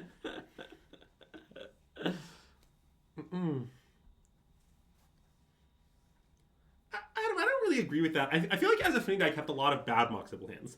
The thing is, has Mox Opal was an important variable with whether I kept the hand. Such that, like... Yeah. So that does mean we can cast Emery for 2. That doesn't seem good. Okay. That seems bad. Good talk. Basically, yeah, see, one of the things about Emery is... I mean, I don't think Grinding Station being in our hand is too important. I think we want the redraw. Okay. I mean, we could slow roll a redraw to cast Emery next turn, which is maybe worth it. Yeah, it kind of seems worth it, but... I agree. Okay. So I'm going to play this but not use it. You always want it in play. Yeah. Because of Karn. Yeah. So...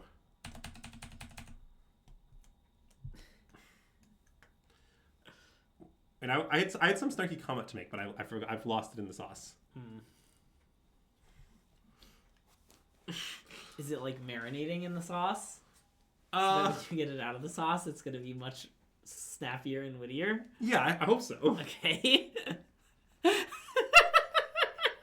See, DKSD man, you can shortcut that by saying it's a little complicated. Yep, there it is.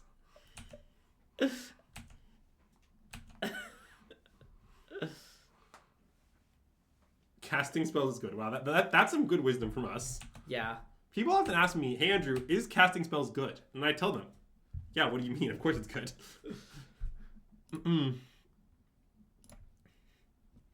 It's honestly pretty weird how often people ask me that, given how obvious the answer is. Yeah. Okay, so let's have a quick discussion now. Okay. So, what land should I play? Wow, if we had just rumbled, we would have hit the breach. I guess it just maybe is Saga. You could wait and find out. Well, I'm going to cast Rumble, though. Well, you have Amber.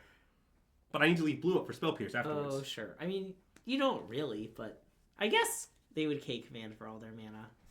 I think that's very plausible. Okay, I guess Saga. I think Saga. Saga seems nice to me, I Yeah. think. Well, they also might be dead next turn. Do we have red fetchables in our... Can we make sure we have Steam Vents hasn't been exiled? It has not been. Okay, yeah, then I want to play Saga. I mean, neither has Stomping Ground. Sure. So... Yeah. It's pretty safe in that front. Giant Oyster is a removal spell. They're discussing nonsense draft format. Well, I know that. For the record, I did play one of these formats. I don't remember which one now. I played one of the ones where you have to combine 2 packs into one because there aren't enough cards. That's nice. Like when there were like 7 card packs or whatever. Don't ask me which one though. Also, Greg, I think they might be dead next turn. Important update. Yeah. I'm not like sure of that, but it definitely might be true. Okay, do any of these cards do anything? I mean, I don't really need a land. I guess I'll take SGL? I guess so. I mean, it's not that impressive, but it seems like what I should take. Right? Okay. Yeah. Maybe Tamiyo? Like, we don't have the Breach.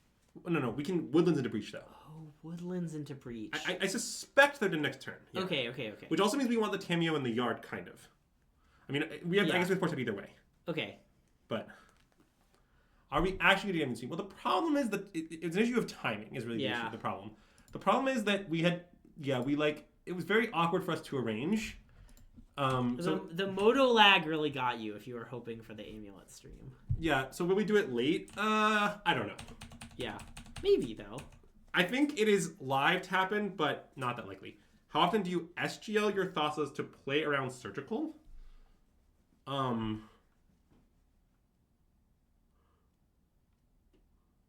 SGL your Breach? This seems fine, right? Yeah, I mean, it's a little annoying. It's bad because I don't have Spell Pierce up anymore, but there's nothing I can do about it. Yep. What? No. You can you can use the first part of SGL. Do you guys? I think I don't understand your question though. Like, what do you mean? Like, if it's game 1 and Thoughts Oracle is your only win condition, if you exile your Thoughts Oracle, then you'll have no win conditions. So Surgical's mission will be accomplished. If it's post board, then you have Jace, so you don't care if that's Surgical Thoughts Oracle. Yeah. I don't understand the scenario where I would want to do that. Are we getting them? Is that what's happening here? I wouldn't say that. No. In that situation. I see. They have 9 mana, 2 types. Okay, they're not Emrakul mana yet. Good. They can cast Devour, but we don't have any permanents with any colors, notably. Yeah, I don't think the 6/6 is a big problem. I mean, it doesn't mean you have no problems, but the 6/6 isn't one.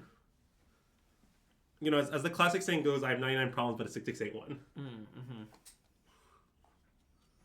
Hmm.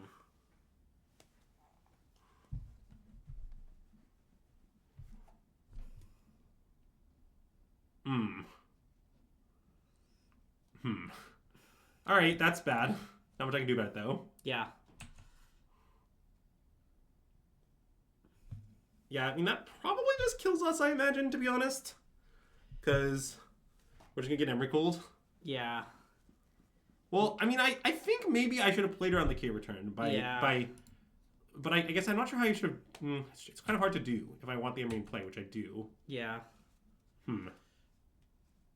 I guess if we had just not played Saga, because we had the Tarn, right?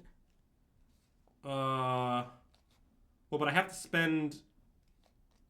But the Ember's not on enough to enter the battlefield. Does that help? What did we do last turn? We Embreed and then Rumbled? Oh, I guess you're right. So yeah, Yeah. so it's yeah, okay, so I should play this cold turn. Yeah, okay, that's true. Comment is a Saga L. Okay, we have Underworld Breach, but we don't have any cards. They have 3 types in the yard, or they didn't make spawn though. So wait, hold on. So they have 2, 4, 5, 6, 7, 8 mana, and 3 types. I assume they found Emrakul. Can we check? Oh no, they found Worldbreaker, I think. They found Worldbreaker?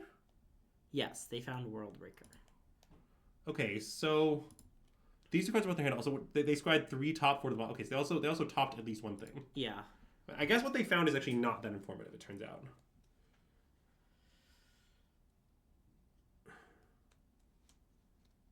Okay, so what do we do now? I mean, I guess our only real move is to play Soul Guide, I think, on K command. Okay. It's 2 types. Yeah. Well, I guess that's only removes 1 type, but it simply removes a type. Yeah. And play a land and pass. I think so. And maybe we beefed it. To be honest. Yeah. Because I'm not allowed to say that word, so maybe we bamboozled it. Yeah. I guess it's because they knew about the SGL. That's why they didn't get Emrakul. Well, maybe. I mean, the SGL isn't that good at stopping Emrakul. Yeah. But I sort of think that what they should have done is make spawn plus exile tutor for Emrakul. Yeah, okay. Right? Like, I think that just works. Yeah.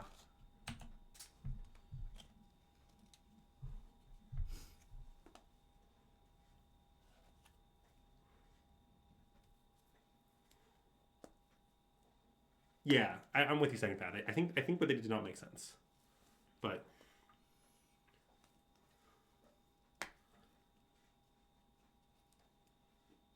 okay, see, this kind of looks like they're casting K command again, based on how the mana went into their pool. No?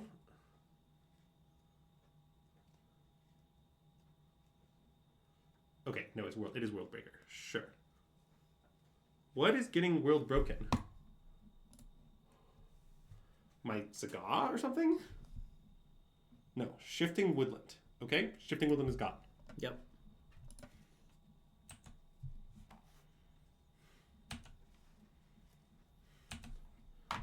Okay. I mean, I think I should make a construct. Okay. I mean, I know it denies me Surveil, but like... And then are we going to draw a card with this SGL? Well, I can't do that right now. The construct takes on my... This is not... Oh, yeah, right. Okay. It just seems like the construct buys me a lot of time. Yeah.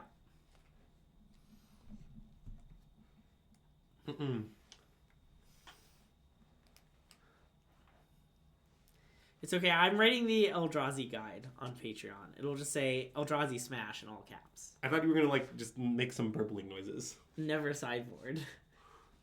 I thought your guy was going to be like... It'll just be me malevolently rumbling.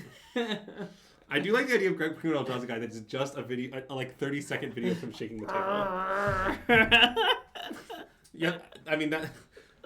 It's a good feature. It's what the people want.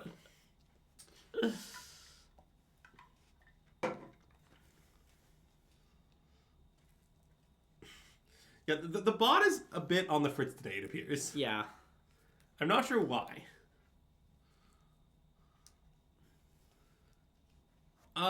I think that it does not make sense to play Savines in Temur. I think you should just play Woodland. I think Woodland is a little worse, but it's a very similar effect on the whole. So I guess my take is you probably shouldn't do it. So one thing here is we need to make sure our constructs live through the K return flashback. I guess, is that true? I guess we can just always respond to the trigger, right? Yeah, okay, we can always respond to the right. Okay, so actually, I guess we don't need to worry about that too much. Oh.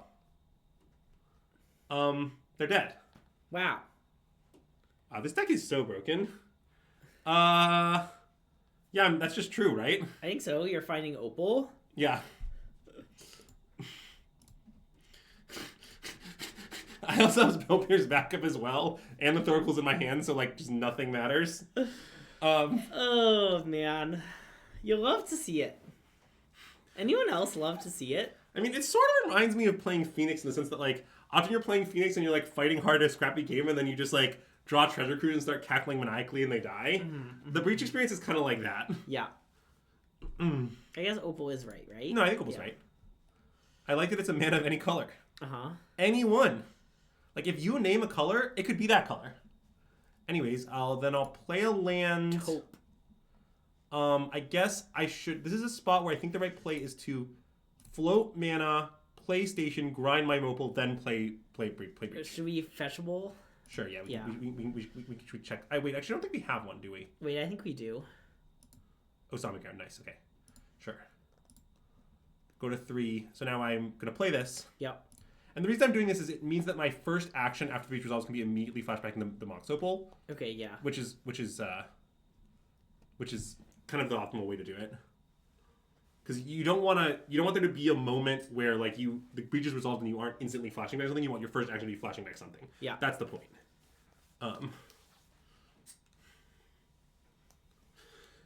But I mean, in general, look like GDY. So I'm not quite understanding. Good Dayer? G Dyer? G Dyer. Oh, I thought maybe it was a reference to like good day. Good dayer. Someone who says good day. Yeah, someone who says good day. Okay. Would you say you're a bit of a good dayer? No, I don't think I've ever said good day. Okay. Anyways, so what I was saying is, basically, if you ask me about cards and they're not in my list, you can assume that I don't like them, or else they'd be in my list. You know? Yeah. How do you feel about second spell snare?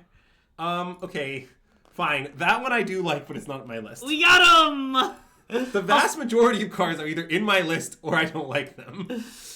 Great question about today's candle sponsor. It's this lovely extrovert candle from Target's Room Essentials Personality Collection, as featured in the SystemMagic Patreon candle post. We'll have the introvert candle at another time. It'll be a day when Greg's feeling introverted, so, never. Mm-hmm. How do you feel about Stonework Puma? What? Oh, I do like Stonework Puma. I like how it's an ally and a cat. Yeah, I like that it's an ally cat. Okay, nice. Are you sure Oh, yeah, that would be very funny. I just announced the candle sponsor is the introvert candle, but I don't show it off on stream. It's shy. Wow, you're sure right, Slonky Dang. Okay, Claim was kind of nice the last time. Maybe we should. It's actually not parties. It's just the one party. It just evokes the memory of that one party. Tough day to be venerated locks it on. Just in general. See, the thing is, Andrew is an extrovert. I'm an extrovert. Andrew's an extrovert. That's why we're Twitch streamers. Yeah, I'm like, what you have to understand is like. Okay, I mean, I guess what you understand is that, yeah, I'm just very extroverted despite being who I am. Okay, that wasn't as insightful as I was hoping when I started the sentence. It was variance. I learned so much about you. Okay, did I do this last time? I think somewhat so. arbitrarily. Yeah, see, I boarded in the second Nature's Claim this time. Yeah, okay. It's because it seems nice. Did you cut, like, fourth preordain or something? Yeah, that seems... Oh, I want the Jace. Okay. Okay, so this is how I end up at one claim, isn't it? Yeah. Yeah. There's sort of just nothing cut. See, this is why I end up... Oh, do you want to cut the Woodlands? Because of the wait. I do think cutting the Woodlands is very reasonable. The Woodlands, I think, is mostly blank in this matchup. Yeah. Yeah, we can play the claim. Yeah, that seems nice. Okay.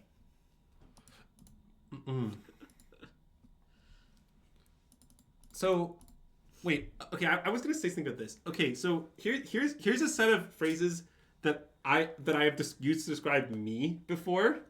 At a sufficiently nerdy dinner table, I can be very charismatic. It's very accurate. Yeah.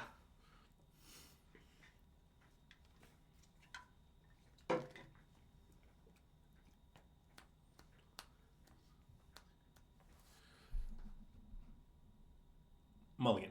Okay. Sneak it off. Yeah. Tuck the Oracle. I think so. Yeah, I will say, if you never fetch, knowing Thorkel's one card can have some interesting implications, but usually you just end up fetching, so it doesn't matter. Yeah. But if one were to never fetch. Common Spire of Industry W. Because you have fewer fetch lands in your deck. You got me on that one. So you might never fetch. Yeah, that is more likely if you have less fetch lands. That is true, Greg. Yeah. Let's play Thundering Pulse Pass. I like that. Bin. Yeah. Something, something, something trying to make fetch happen. Not your best work. I know.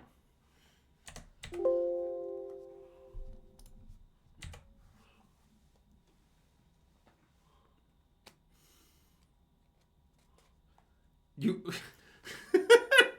thinking about Magic Hypnosis that may never happen is my hobby, alright? Yeah. Anyways, so I guess we can just play Amber Saga Emring. Seems nice. Oh, yeah, okay. I mean, I know we only have like 1x can sign up, but I think That's it's fine. Yeah. Like, I think you want 2 to sign up more as the game goes on. This turn, they don't have mana to do something we really need double consign.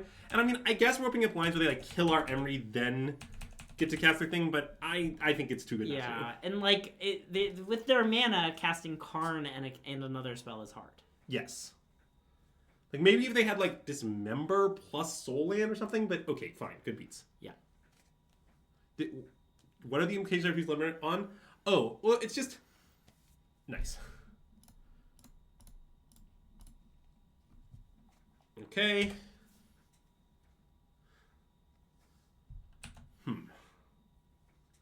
So now, let's see. We could value breach. It doesn't look particularly great, to be honest. It doesn't like do anything. Like we could do the classic. We could do the breach. We could do the trick.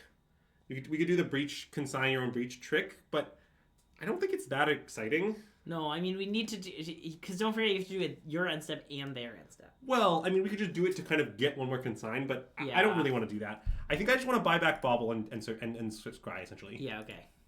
See, the thing is, okay, the consign of every trick. What I'll say about it is, I think it's mostly fictional. Yeah. It's a classic Magic hypothetical that never comes up. Yeah. Nice. Nature's Claim. I mean, Nature's Claim is not horrible here. Because we could just draw it and then fire it off on their talisman. Thoughts? Kind of like it. Okay. I mean, it's not an awesome draw. I mean, I guess if we fetch, we would see 2 new cards go to Surveil 2. Maybe the Surveil is too good, but... Well, I mean, we'll fetch... We can let the draw trigger resolve, then fetch on that keep, right? I mean, that's possible. Yeah. But we also can just... Yeah, I mean, I don't think they have the other Soul Land. Yeah. So it does stop my Caspon being It's maybe good. I think it's good. Okay, let's do it. I'm not that confident, but I feel like it buys a lot of time to do our stuff. Yeah. Okay, and so now we need to act now in their upkeep. Yes. Breeding Pool, I guess? I think so. Well, I mean, that, like, does open up worlds where they red screw us, but they can't blue screw us, which I think is more important. I guess that Amber makes it so hard to blue screw us, but then they can kill the Emery, then they can, so I don't know. Yeah, I mean, we do have a backup Emery, but it's hard to cast. It's complicated. Maybe the right thing to do is to get Stomping Ground. That's, I think, the only question. Yeah. If we're discussing the card sign Emery, I also don't think this card should exist. I think it's I think it's way too good, basically. Okay, they're casting K command, X equals 3, make spawn, exile my Emery. All right, I mean, that happens. Wait, do you want to make that thing in response? Oh, right. Good call. I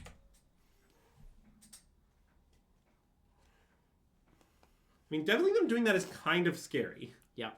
but there's not much I can like do about it.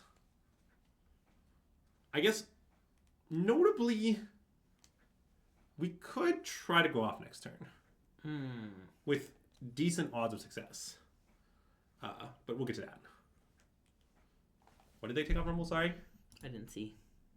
Wooded Foothills. It looks like. Wooded Foothills. Yeah, I guess so. Oh wait, or No. So wait, they Wooded Foothills, the Talisman, and the cake. They cast Stomping Grounds. The card they took. They took Stomping, which they hadn't played. Okay. So, no. Wasn't that Stomping Grounds already in play? Okay, I'm not sure. So let's discuss going off though. Okay.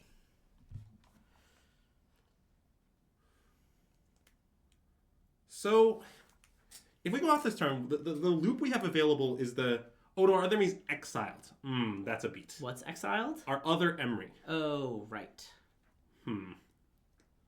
Okay, that's actually quite annoying.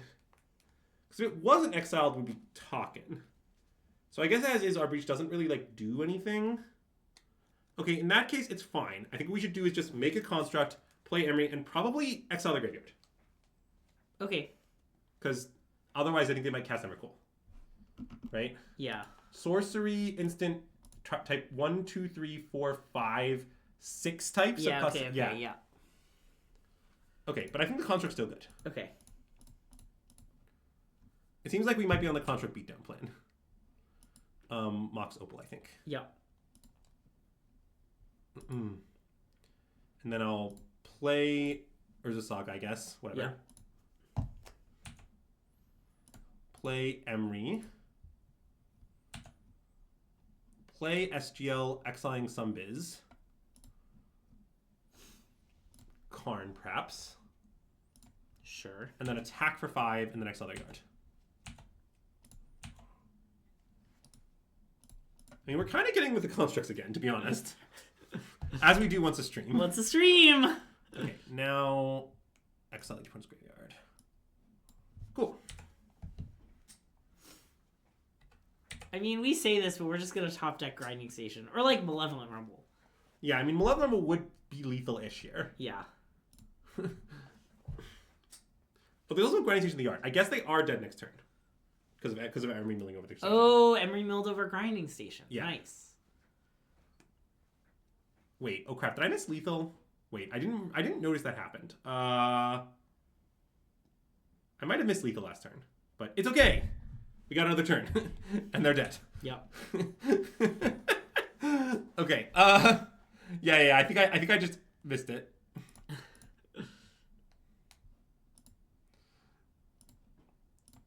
Don't worry about it. It was all fine. It was fine all along. Yeah. Underworld Breach.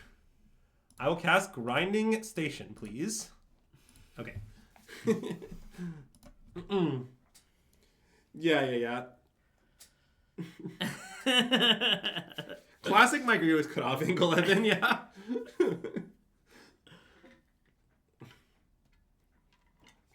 Oh yeah, speaking of Evan, if anyone else wants a SystemMagic t-shirt, you should let us know. And you're going to be in Portland, and you're willing to pay $20, you should let us know in the next soon, so that Andrew can bring it to Portland for you.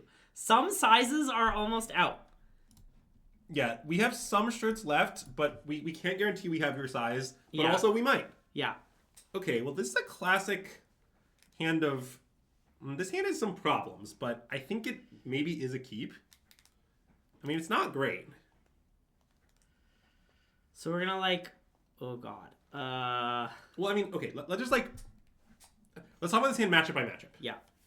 So, if the matchup is one where we're trying to go fast, the hand has no additional looks at breach. Yeah. But it does have shifting woodland. Yeah. And that is kind of nice, just in the sense that, if we're able to build up lands, the woodland can turn into a breach we mill over with the stations, right? Yeah. So, maybe that doesn't matter. Maybe I should mulligan this guy. I feel like Alan would keep, though. Notably, Alan keeps every hand. Why no? Well, okay, but I also think that Breach is sort of a keep deck. Breach is definitely a keep deck. So the plan is to play Woodlands tapped on 1, so that we can play Emery on 2. That is the plan. And then we'll figure it out. You're gonna mulligan in the dark is a great question. A great comment. I think I want to keep it, but it might be deranged. Okay, I want to keep 2. But it seems a little deranged. Well, I mean, to be clear, I think the fact that the Woodlands in the hand is actually important. Yeah. It's that, like, we can mill over Breach and then eventually get there is going to be pretty significant. Like, I'm not sure if you should keep, like, let's say Woodland is Breeding Pool, maybe you should mulligan, is kind of my take. I feel like we haven't played enough Tamios in this league. That is true. Oh, we kept. This is a keep. I mean, so I can explain why it's keep deck, but I think it does make sense. Like, basically, it's sort of fundamentally the case that even though your combo is only 2 like pieces of cardboard, it takes a lot of like things. For example, you have to like cards in the graveyard and a 0-drop, and you have to be able to turn on the 0-drop and like all this stuff. And like Mox Opal needs other things to work, and like Emery relies on his play. You have a lot of cards that rely on other cards, is I guess how I would characterize it. And when your deck has a lot of cards like that, it just like sort of tends to be true that you should keep on the margin. I played this for 0 mana, by the way. Yep. I noticed. Okay, let's pass. Yep.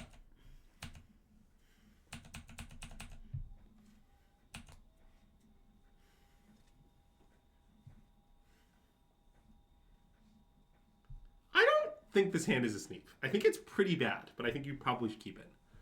Okay, well, this resolves. I can't make that in. I feel pretty strongly that this hand is not a snap keep. But that doesn't say that I feel strongly that you should mulligan. I mean, sort of. My Legend certainly hasn't, like, done anything yet. But maybe it will do something soon. Okay. I mean, I guess I think I should play Grinding Station, use Mox Opal to sack Soul Guide. Yeah. I mean, But maybe pass the turn first. well, what if we draw something we want to cast? Yeah, okay, I guess that's true. I mean, that doesn't make sense, right? Like, what, Okay, you're right. I was just thinking of leaving up Spell Pierce. But oh, we lose Spell anyway if we want to. yeah, but I'm not sure I want to the cost of 3 life. But I guess I think I just do. okay. You're afraid of getting Blood Mooned? Yeah, I'm not afraid of that. Okay, let's play this now. Yeah.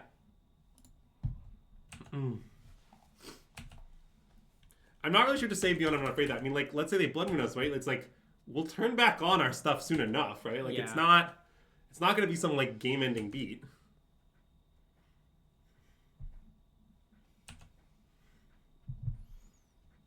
In a Johnny. Notably, we just have a 2-drop artifact in hand that we can play. Yeah. Like here's a nice question for you. It's nice. Bear with me. Uh-huh. Say our opponent casts Blood Moon. Would you counter it? We could let it resolve. I mean, I don't know. Like, it does something. It Yeah. doesn't do something particularly good. Maybe because we think the Woodland might be on at some point, we would counter it. I don't know. Mm-hmm. And like, suppose isn't that good a card? I guess on the balance, I think I probably would counter it, but I certainly am not that afraid of it. Yeah.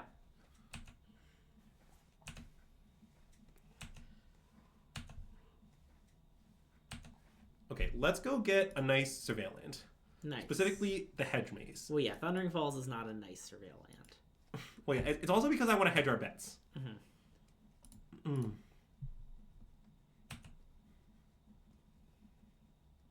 Underworld Breach, huh?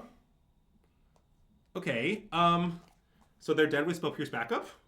They look dead with Spell Pierce backup to me. I love it when my opponents are dead with Spell Pierce backup. It's one of my favorite ways for them to be dead. Okay, yeah. Common Surveil Land W. It really was a common Surveil land. Remember when somebody wanted to mulligan this hand? Why would you possibly mulligan a hand that has the turn 4 with Spell Pierce backup just all lined up? Yeah, good beats. I've been owned.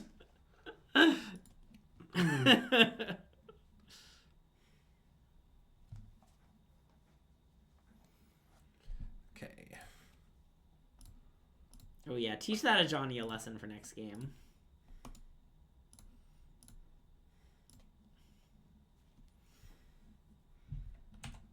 By the way, if you're ever in this exact spot IRL, I think it's useful to flip up your Spell Pierce so that you can save time.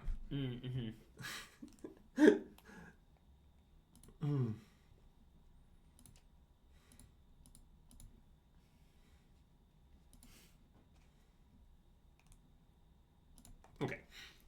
Nice. So, yeah. Now, the way I sideboarding its energy is honestly, I think, pretty contextual to the energy deck list.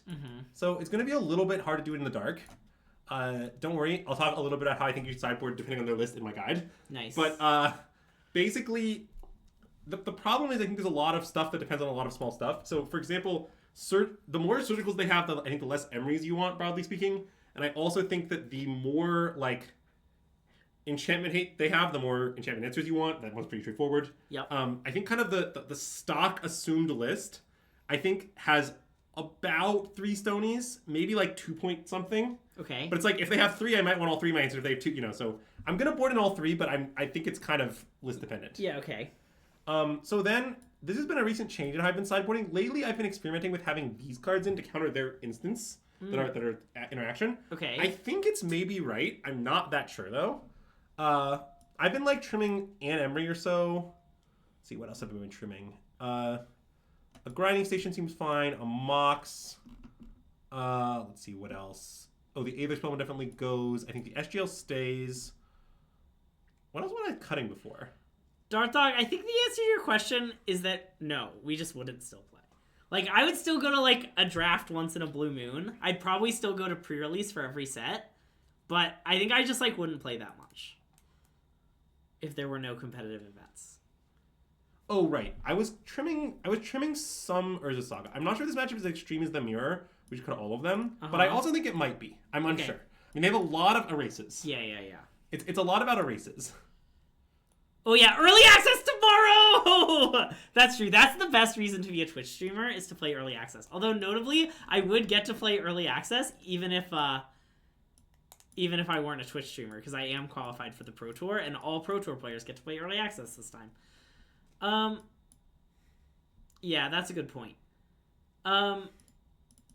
Fire Spout over Pyro is for many reasons. One is Drannith Magistrate, but the main one is Ranger Captain of Eos.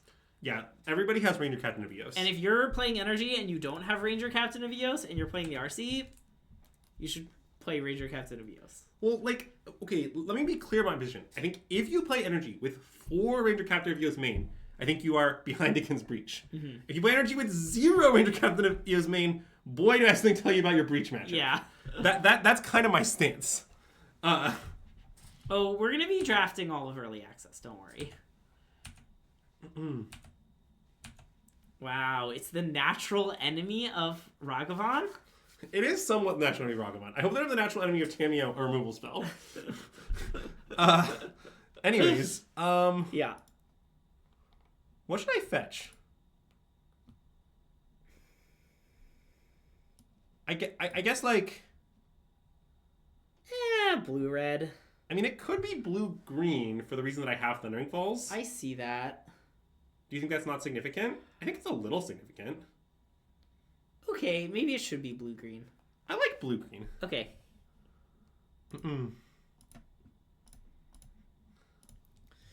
In draft, I was playing friend of the stream and member of Sanctum Ryan. And Ryan played a 1/3, and I was like, I will play the natural enemy of a 1/3, a 3/2. And then he started with, I will play the natural enemy of the 3/2. And I thought he was going to play a 2/4, but he just played a 3/2 of their own. And I was like, darn! I was like, your joke would have been much funnier if you had played a 2/4. There are a lot of random 2/4s in the set. Okay, so this turn, I feel that strongly that we're going to play Thundering Falls and Preordain. Okay. Given that, I think usually what you should do is play Thundering Falls first. Okay. Because like you usually just bin the like it lets you see the deepest. What set was it? It was the Ether Drift. The If 1/3 they played was the 1/3 Black Flyer that surveils 2. The 3/2 I played was the vanilla 3/2 for 2. And I thought they were gonna play the 2/4 that makes artifacts cheaper. Oh, Tamiyo, you say? I would like to draw Tamiyo. Me too.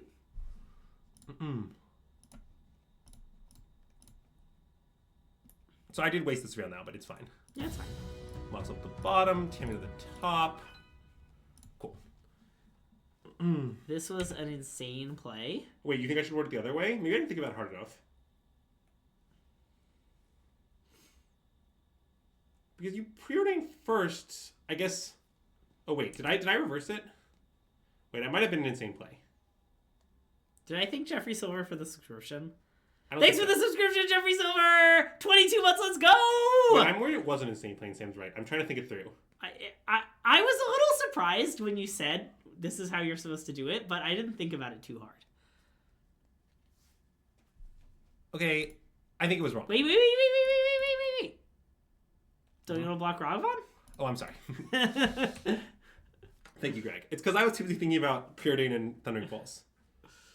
So I guess if you top one, no wait, I definitely screwed it up. I apologize. Okay. Anyways, okay, let's kill all of their stuff. I like getting while the getting's good. Yeah. You're definitely right that you're only punished if you go top. If you go top, then look, you'll live with it. Yeah.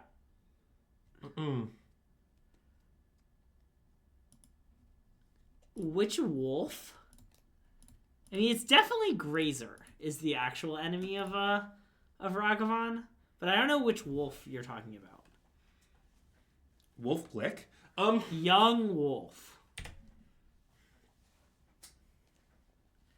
It's definitely Grazer.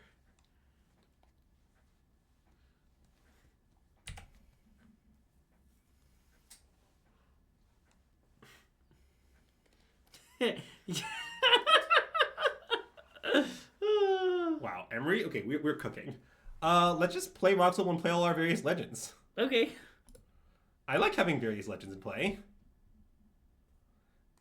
I mean, I don't know. I assume our opponent's sitting there with a hand of, like, you know, Wear Tears and, like, I don't know, Orim's Chance, and, like, we're just chilling here with Emery, Tamiyo, and Flame. Like, they're kind of cooked. Yeah. This is why I do this against Boros. I guess if they remove spells for both my things, my Flame will be a bit stranded. Yeah.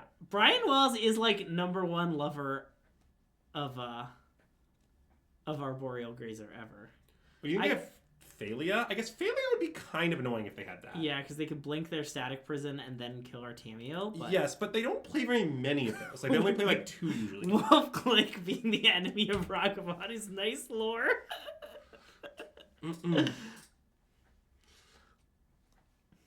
Did Brian Wells design Grazer? In a sense. No. But I like just assuming that a random member of our Twitch chat is on Magic Play Design. Look, I will generally notify you who you think, who on in our Twitch chat is a member of Magic Play Design. I bet there's at least one person who's on Magic Play Design who I don't know about, you know? Channel points for a VGC stream. I mean, we could do it. I'm not sure you actually want that. Yeah, I don't think we're going to do that, but we could. Okay, well, they did kill all of my legends, which is a little bad. Yeah. It's okay. We might need quick study. Yeah. So I'm just going to play this, and I guess I'll just draw the card. Okay. Seems reasonable, right? Yeah. I mean, do you want to... Sorry, what? Never mind. No. Okay, their top card is Plains. Plains is fine. Or do you want to play Grinding Station, or do you want to hold it? I was thinking of casting quick study. Oh, I see. Or maybe killing something, I don't know. But I'm planning to cast Flame this turn. Oh yeah, we can play some nonsense Pokemon. We could say maybe like when the new Legends game comes out, we can do a Legends Pokemon Legends whatever stream. Stony actually doesn't matter very much because I have Nature's Claim in my bin. Oh, that's true. So this can resolve. That's fine. Y'all are pretty great at staying energized during the stream. The last stream was like 4 hours. The last stream was like 4 hours, yeah. It was a nice stream. Yeah, I will say I'm not that convinced that competitive Pokemon is that great a game. Wow, I appreciate Greg has great reactions to RNG. That's just true. Ugh, okay, Pokemon Scarlet. Okay, the open world thing was so sweet that I loved Pokemon Scarlet, but the rest of the game was so bad. Like, they did the open world thing so well, and I liked how it ended. Wait, okay, I need to do a dead check. Can we click before dead check, then you go back to this? Okay, yes. So dead check. I play Mox Amber. I play Underworld Breach. I flashback Nature's Claim on Stony. Yeah. Right? Then I flashback Mishra's Bauble. Which turns on my Mox. But then I guess I have no way to get another land. Is that true?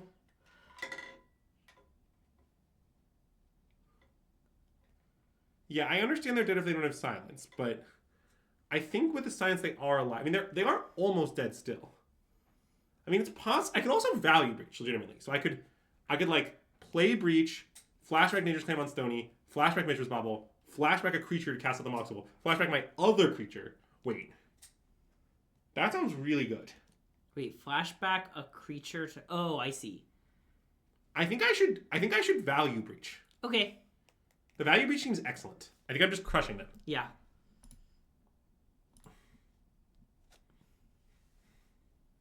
Aren't we short mana for this? No? I'll demonstrate. So, play Underworld Breach. I'm not killing them, to be clear. I cannot kill them. Oh, they just have, like... Sure. Okay, fair enough. Yeah.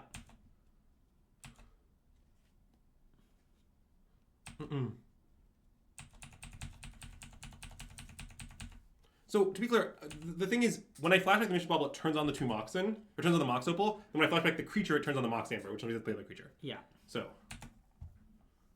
I'm pretty sure I was not short mana for it.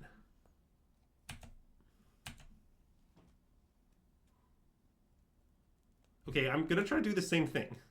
Okay. I mean, maybe they have another thing, but... No, I like it. Let's make them have it. If they let me even get started, then, I mean, it's honestly kind of nice. Yeah. Hideous that we just ripped the second Underworld Breach. That is, I acknowledge, somewhat hideous. Yeah. What do I start with? I guess I should start with Claim. Okay.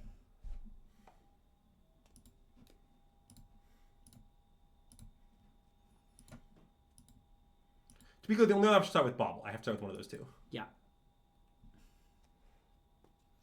Oh, I can claim anyway into record. Oh, you're right. I should start with Bauble. Yeah, that was a punt. Okay. Preordain. I don't know.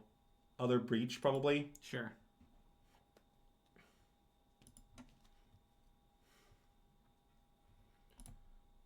And then which wizard are we getting? Emery? Both. But starting with Emery. Oh, right, because Emery Mills. Nice. Fire Spout, Flame of Anor, Spell Pierce, probably. Sure. I did calculate that this was all possible. Any lizards that you want to get back while you're at it? Oh, wait, that's another Mox Hammer. They're dead. I just make mana with this one, plus 2, and play Grinding Station. Yeah, that seems good.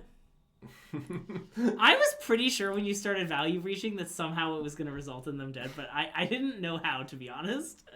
But I guess just any of the Moxen does it. I mean, I guess, let me think about this a little bit. Like, it is possible this is wrong. You're worried about...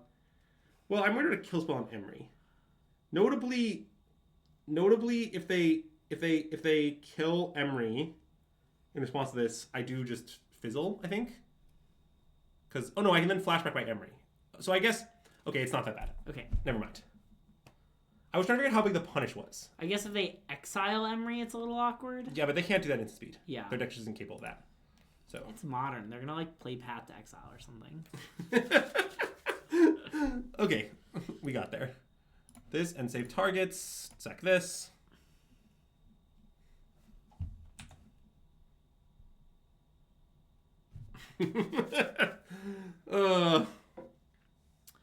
That's nice. Oh, what's the best 7-inch to breach? Glad you asked. I agree with Theo. Wow, I thought that was 5. Nope. No, the problem is that there is no, like, none of the hate is very good. You should just play Breach. We know this person, right? Chiron the Mage. The name is familiar, but I don't know. Isn't this like Drew Buchanan? I don't know. Okay. I'm willing to believe that, but sorry, it doesn't ring a bell for me. Okay. Anyways, I would like to keep this. I want to keep this, yeah. I'm quite sure that Chiron the Mage is a local Minneapolis player. I just don't know which local Minneapolis player. Rest in peace. It's a little better than Stony. It's not a lot better. I don't know. I mean, Stoneman effects don't even work very well. You can just naturally mill yourself and then cast things sometimes. Yeah. Like, I don't know. I really think none of the hate is very good. I mean, I guess if you wanted to be named one card, I think, what do you call it? The GG3/3 is maybe the most annoying individual card. Oh, Keen Eye Curator? Keen Eye Curator is quite annoying. Yeah. Because, like, it protects itself from Unholy Heat, and it's really hard to combo through. It's very close to impossible to combo through. But you have to leave a lot of mana every turn, so everyone has Thorn. Okay, let's talk about how we should open this game. So we should play... I mean, we're definitely going to play Bauble, Opal, Haywire. Yep. And I guess at that point... So I think we probably should just play Saga. We can make a construct on turn 2 if we want to. I guess that's true. And maybe we don't want to, but... Yeah, we might not want to. It seems like having the option is nice. We'll probably want to Rumble. Yeah. Maybe we should just play Soporific Springs. It seems... I guess they could kill our Mopal. Okay, play Saga.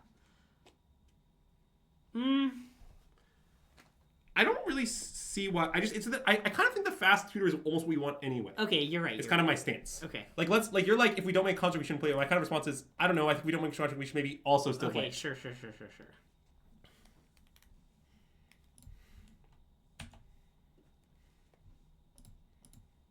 I guess maybe the sequencing was wrong. Maybe I should have played the Opal earlier. I don't know. I didn't think about how to order my cards very much. Yeah. Okay. Like, in many matches, like, we might just make the turn 2 construct is pretty messed up, right? Yeah. Like, I understand I'm a construct making hater, but I think there's plenty of matches where we just make a construct here. Okay, I don't know if Scalding Turn Go is one of them.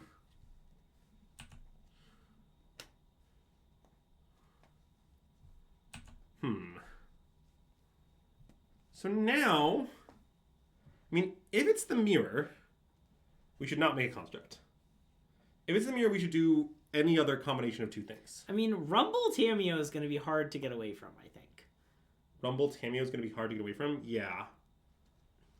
It's probably Frog. I mean, if it's Frog, we should make a construct. I don't know why you think Scalding Tarn Go implies probably... Because you think, like, the mirror would probably have a play.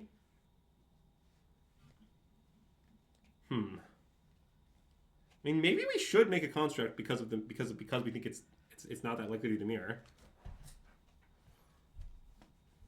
It's certainly very good against Frog to make construct, but it's bad against like. The thing is, the mirror is like 2.5 times as popular as Frogs. Like the base rate is much lower than the mirror.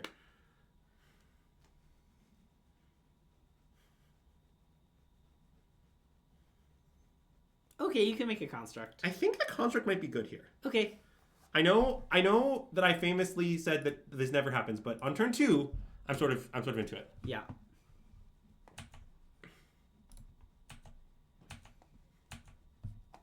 Yeah, I was wondering about that comment, Marceline, but... Well, I just think, like, if it's Frog, I think the construct line is more better than it is... Like, if it's the mirror, like, I know that constructs are pretty bad in the mirror, but if we have Haywire Might and SGL lined up... Yeah. That's actually a situation where constructs could even matter. I don't know. Yeah, plus we get to attack for 1. Yeah. Reducing our opponent's life total by 1. Don't you get to attack for 1 either way? Yeah, I mean, that's true. But it matters more the constructs, though. Yeah, that's true. Now that we know it's the mirror, I may or may not make a second construct, but that's okay. Yeah. I don't want to crack the bubble, though. I think bubble can stay for now. Okay. It's because I might want to use the Tameo, is the idea. Should I make another construct? I don't want to. I mean, the clock is pretty real at this point. Okay, and I guess we have all this hate up. I mean, It doesn't seem that insane from this situation. Okay, do it. It's good content. Okay, I don't know if it's correct. Let's do it to learn. Yeah. Yeah, I mean, the clock is very fast. Okay. Mm-mm.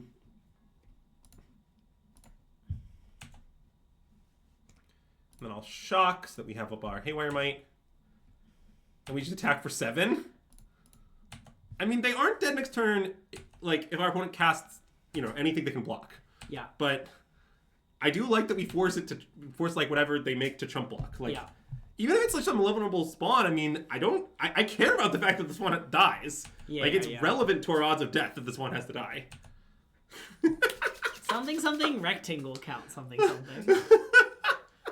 want to be clear, I think the other line would have won the game too, okay? Well, I mean, probably, but, This line's kind of a good time, though. Yeah.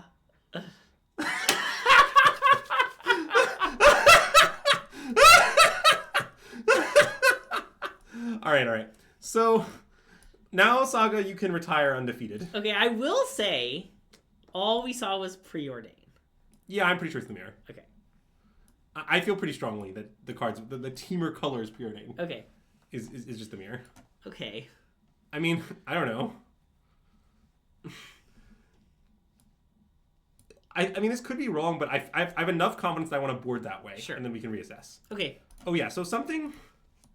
Right. So let's think about how much Amir's happening for a moment here. What was it? What was I setting out before?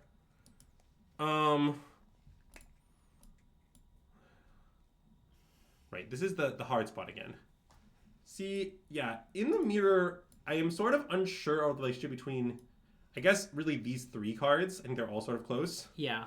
I've decided it's illegal to ward out Mox in the mirror. I think there's too much about going fast for that. Okay. And mana advantage broadly is kind of important. Yeah.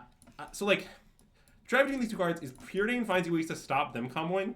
Malevolent Rumble costs you like helps you combo but doesn't stop them comboing. Yeah. I also think on the draw Rumble's a little worse for 2 reasons. Both because you're less likely to be raising the combo on the draw, and because you can't always tap out for 2 on the draw. Yeah. So maybe on the draw I'm into this. Okay, but I might swap it on the play. That makes sense. Also, Soul Guide's big now. Also, yeah, I love that. Also, I love winning with the card and immediately boarding out, especially in limited. Okay, wait. I need to restart Moto. Okay. This is too annoying. It's too bad it's not Emery. We could bring out Big Emery again. I love it in limited when you're like playing a limited GP and you misbuild your deck by a card, and then that card wins you a game 1 and you still board it out because it's not supposed to be in your deck. Oh, it's the best feeling. No, I'm only here for Big Emery. Yeah. Big Soul Guide is low tier Big card. Yeah. Oh, this hand is very good. Let's keep. Jinx. Yeah, so I used to board out a grinding station this matchup, but I saw that Alex Rohan wasn't doing that, and I think he's right. Okay. Because, like, the thing is, the non-turn-based lethals are much weaker to SGL than just, like, having the grinding station. So I think maybe you're supposed to just have all the grinding stations, even if that means, like, cutting a Rumble to make space is kind of the thought. Because the turn-based lethal is much more important than the non-turn-based lethal. So, anyway, I've come around to this. I could not care less. I mean, Greg likes Funky Owl Ledger Shredders. Well, Funky Owl Ledger Shredder is the best money I've ever spent. Also, playing with foils is awful. Okay, this is pretty tricky now. I don't know what we should do. I mean, isn't Tameo free? Oh wait, Tammy's free. Psh, I'm an idiot. Never mind. I know what we should do. No preference on basics. I have a box of full art basics. Usually I take out of that box. Andrew is a big fan of draft bin basics. I only get them from the bin. That's a firm stance. Okay, we definitely want Spell Snare. I think we want a Lance. We don't want the Preordain, but we want the Spell Snare. I agree. And I'm planning to break Bobble on our opponent's upkeep with the assumption that we will probably flip Tammy next turn off the Preordain. Yep.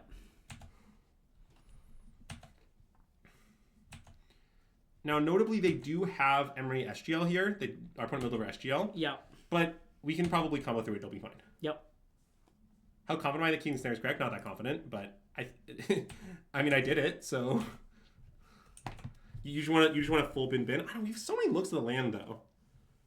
Snare's so good. Maybe I'm just like crazy.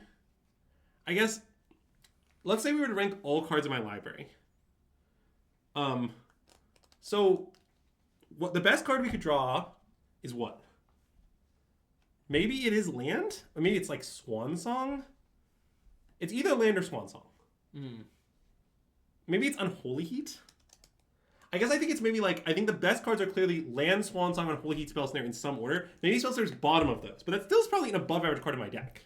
Wow, the win with the card and immediately board it out is especially powerful in the mirror. Yeah, that is true. Because I kind of doubt other people are boarding out their Sagaz, but it definitely feels bad to board out a Saga after dying to it. Yeah, that's true. Okay, so check. Yeah, we're very close to having lethal. I mean, I guess let's start by attacking. Okay. We're always attacking. And then, I mean, I think we're always preordaining too. Yeah. Well, because it flips the Tamiya, which is good, but also it just, like, it doesn't cost us anything. Yeah.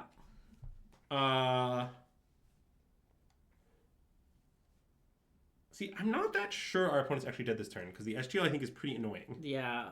They look... And like, I feel like even without an SGL in play, it would be kind of hard. Yeah. So... Okay, I mean, I think I want Thundering Falls. Do I want Lotus Petal? I mean, I think no. But possibly I want to bin Lotus Petal. That makes sense.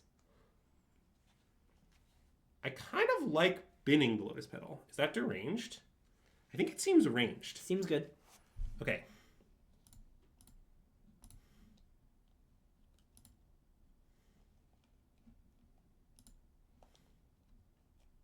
Does having a 0 beat Soul Guide Lantern? I mean, the problem is we can't get... Not yet. Yeah.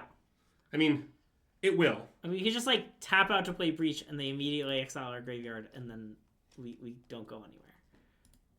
Well, eventually... Yeah, if you can play Grinding Station, then play bonus 0, it will eventually. But, yeah. So I'm going to play Emery to mill it off. Yeah. Oh, not the Surveillant. Oh. Yeah. That makes sense, yeah. And I'm going to leave a Spell Snare. I'm not going to play Grinding Station. No, I like that. That I definitely want to do. And then I'm going to play this. Yeah. Ooh.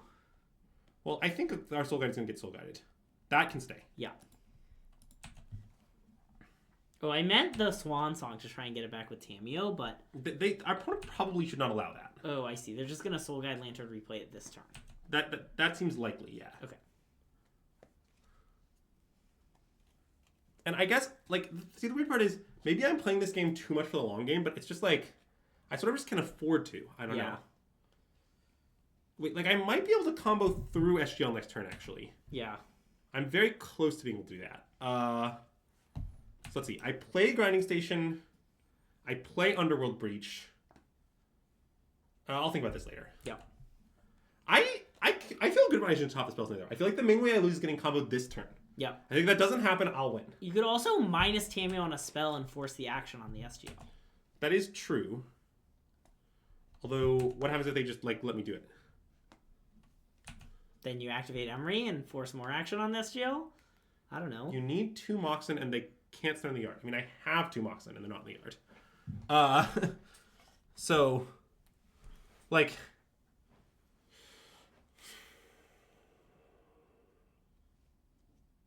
Sorry, I didn't think about this.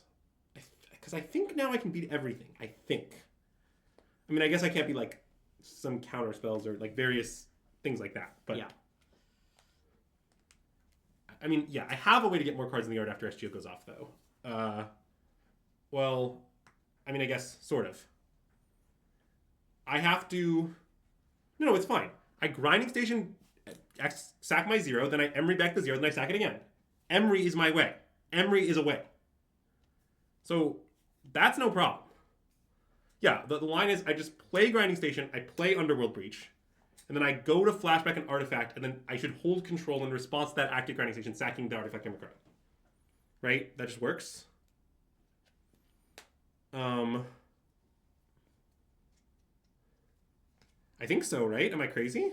Seems like it works. Do you want to attempt to get back Swan Song?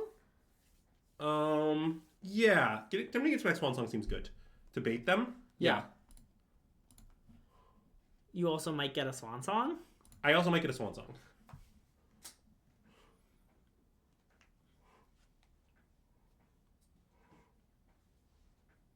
Okay, that's kind of what I thought would happen. Yeah.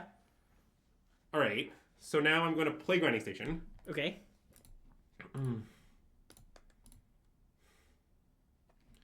Maybe I shouldn't go for it this turn is the only thing. Wait. Is going for it just wrong?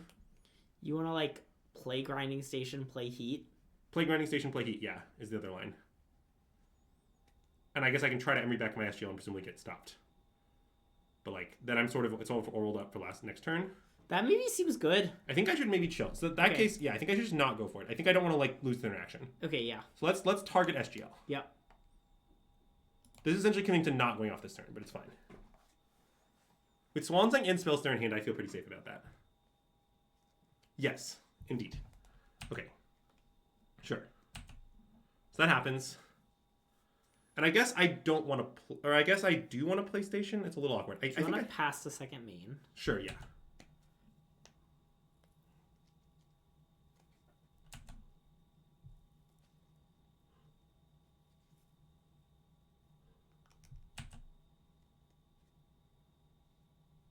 Okay. Fetch, allow mana empty. Sure. So now, I think I want to Heat and play nothing. Is that true? Yes. Why? You're worried about the Grinding Station getting killed? No, I'm not worried about that. I'm worried that You'll need the trigger of Grinding Station. Well, I can't. I don't have two counterspells up. I have one. Oh, sure. Okay. One could not be enough. Okay. But that's asking a lot, though, for no one to be enough, I will say. Yeah.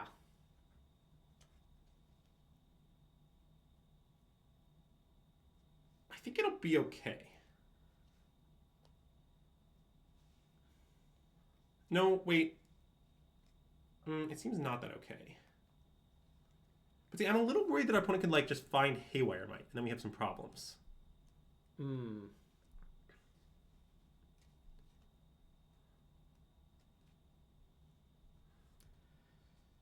I think I should play Station to pass. You want to play Station? I think so. Okay. I'm not that sure. Okay.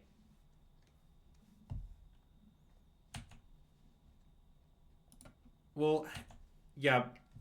I'm worried I just can't go off next turn because of Haywire Might is the issue. Maybe Did I screw this up somehow? I don't think so. Basically, the problem is that if they find Haywire Might, it's pretty annoying. Like, I don't have that clean a win into it, I don't think. Because I don't have Breach, Replay, Breach, and I also don't have... I sort of don't know what my plan is the issue. Maybe I needed to not heat the Emery so I could heat the Haywire Might? Somewhat deranged seeming. I don't know. Okay, well that didn't happen. What did they get? Bobble. Why? I don't know. Okay. Well, when you say the plan is to use Emery to win, I'm not... They just have okay, Haywire that Might makes in their sense. hand. Okay. Well, I know I had to... I'm aware that they get to recast these SGL if I don't hit the Emery, but I think I can combo through the SGL, but I can't combo with the Haywire Might. His situation. So... That's a little complicated. But I guess I do get to just grind something at EOT, and I guess I probably just will. Just, like, grind my Mopal for value, or grind probably my Ember for value. Okay.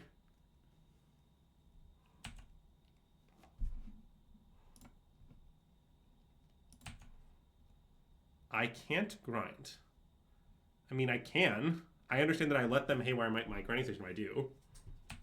I'm not sure that's the end of the world, but it is true. How many grinding stations? Or have we exiled some grinding stations? No? No. Okay. It sort of seems like I should just use my grinding station on a random artifact. Okay. And accept that they can haywire my grinding station if I do this. Okay. I think it's just like okay. Yep. Yeah.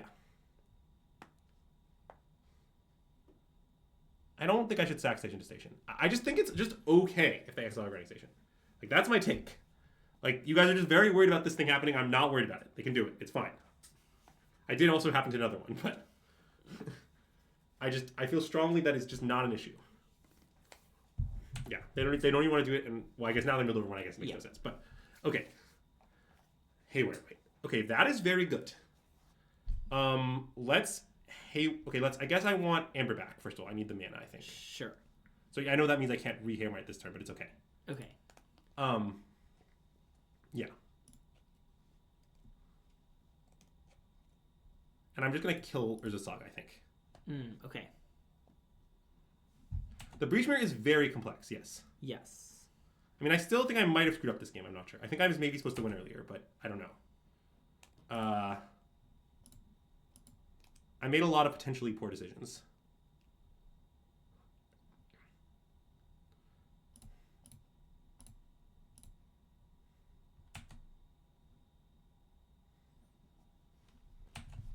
I think all the games are pretty skill intensive, including the game ones. Like, I know the game ones are mostly a drag race. I think the drag race is skill intensive. Mm-hmm.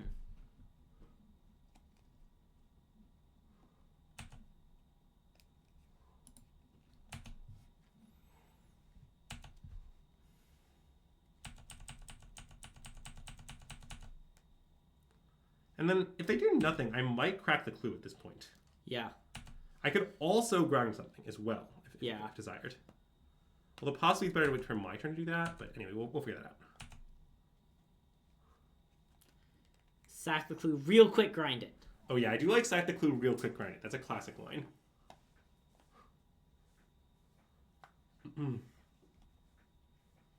A paper only play, exactly. Yeah, I am like a little worried about this construct, not gonna lie. Yeah. I guess Haywire Might's pretty good against construct. What if you were to lie? I'm very unworried about this construct. Nice. Okay, now we can grind Mox Amber. Yeah.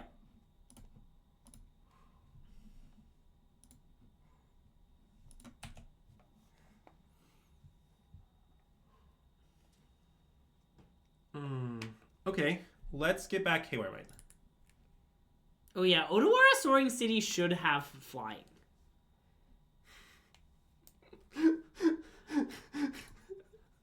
I'm here trying to play, and Greg's out here hitting me with Odawara Soaring City should have flying. All right. Well, what if you turn it into a creature? I guess I should have played this first, but whatever. It's a soaring city.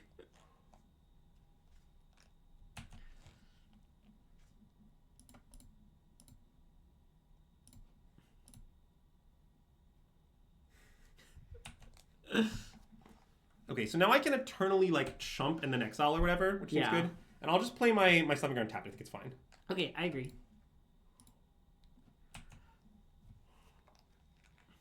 We definitely reached a state where it's very hard for our opponent to like win, but we could lose a long game. Also, yeah, a land with flying is kind of a cool design. Maybe it's like it's like collector booster thing, you know. Sink into stupor? On what?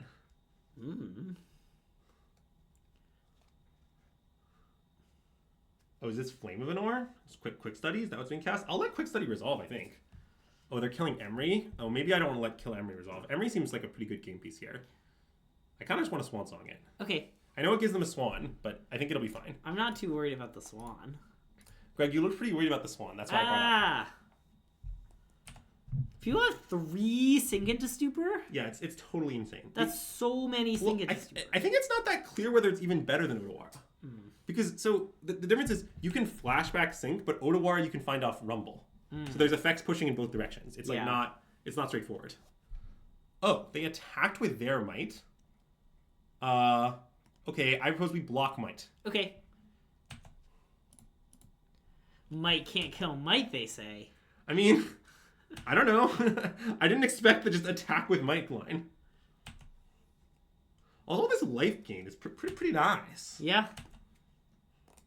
I guess now that I don't have the Swan Song, my going off is like a little less reliable, but it's still like somewhat reliable.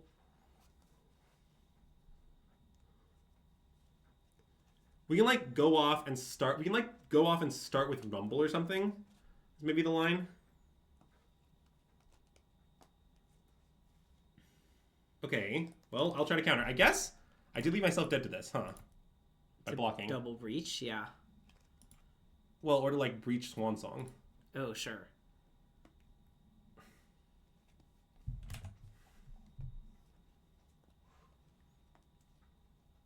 Yeah, I don't know what the playing the hedge maze is about. Okay, I guess. I assume it's just playing a hedge maze. Okay. I mean, I'm definitely going to jam into one card. Yeah. That seems very clear. Oh, we jam. We jam. We jam, and I guess I'll fetch first. Sure, whatever. Sure. I mean, because once I cast the breach, I'm going to immediately put a spell in the stack. Yeah. So.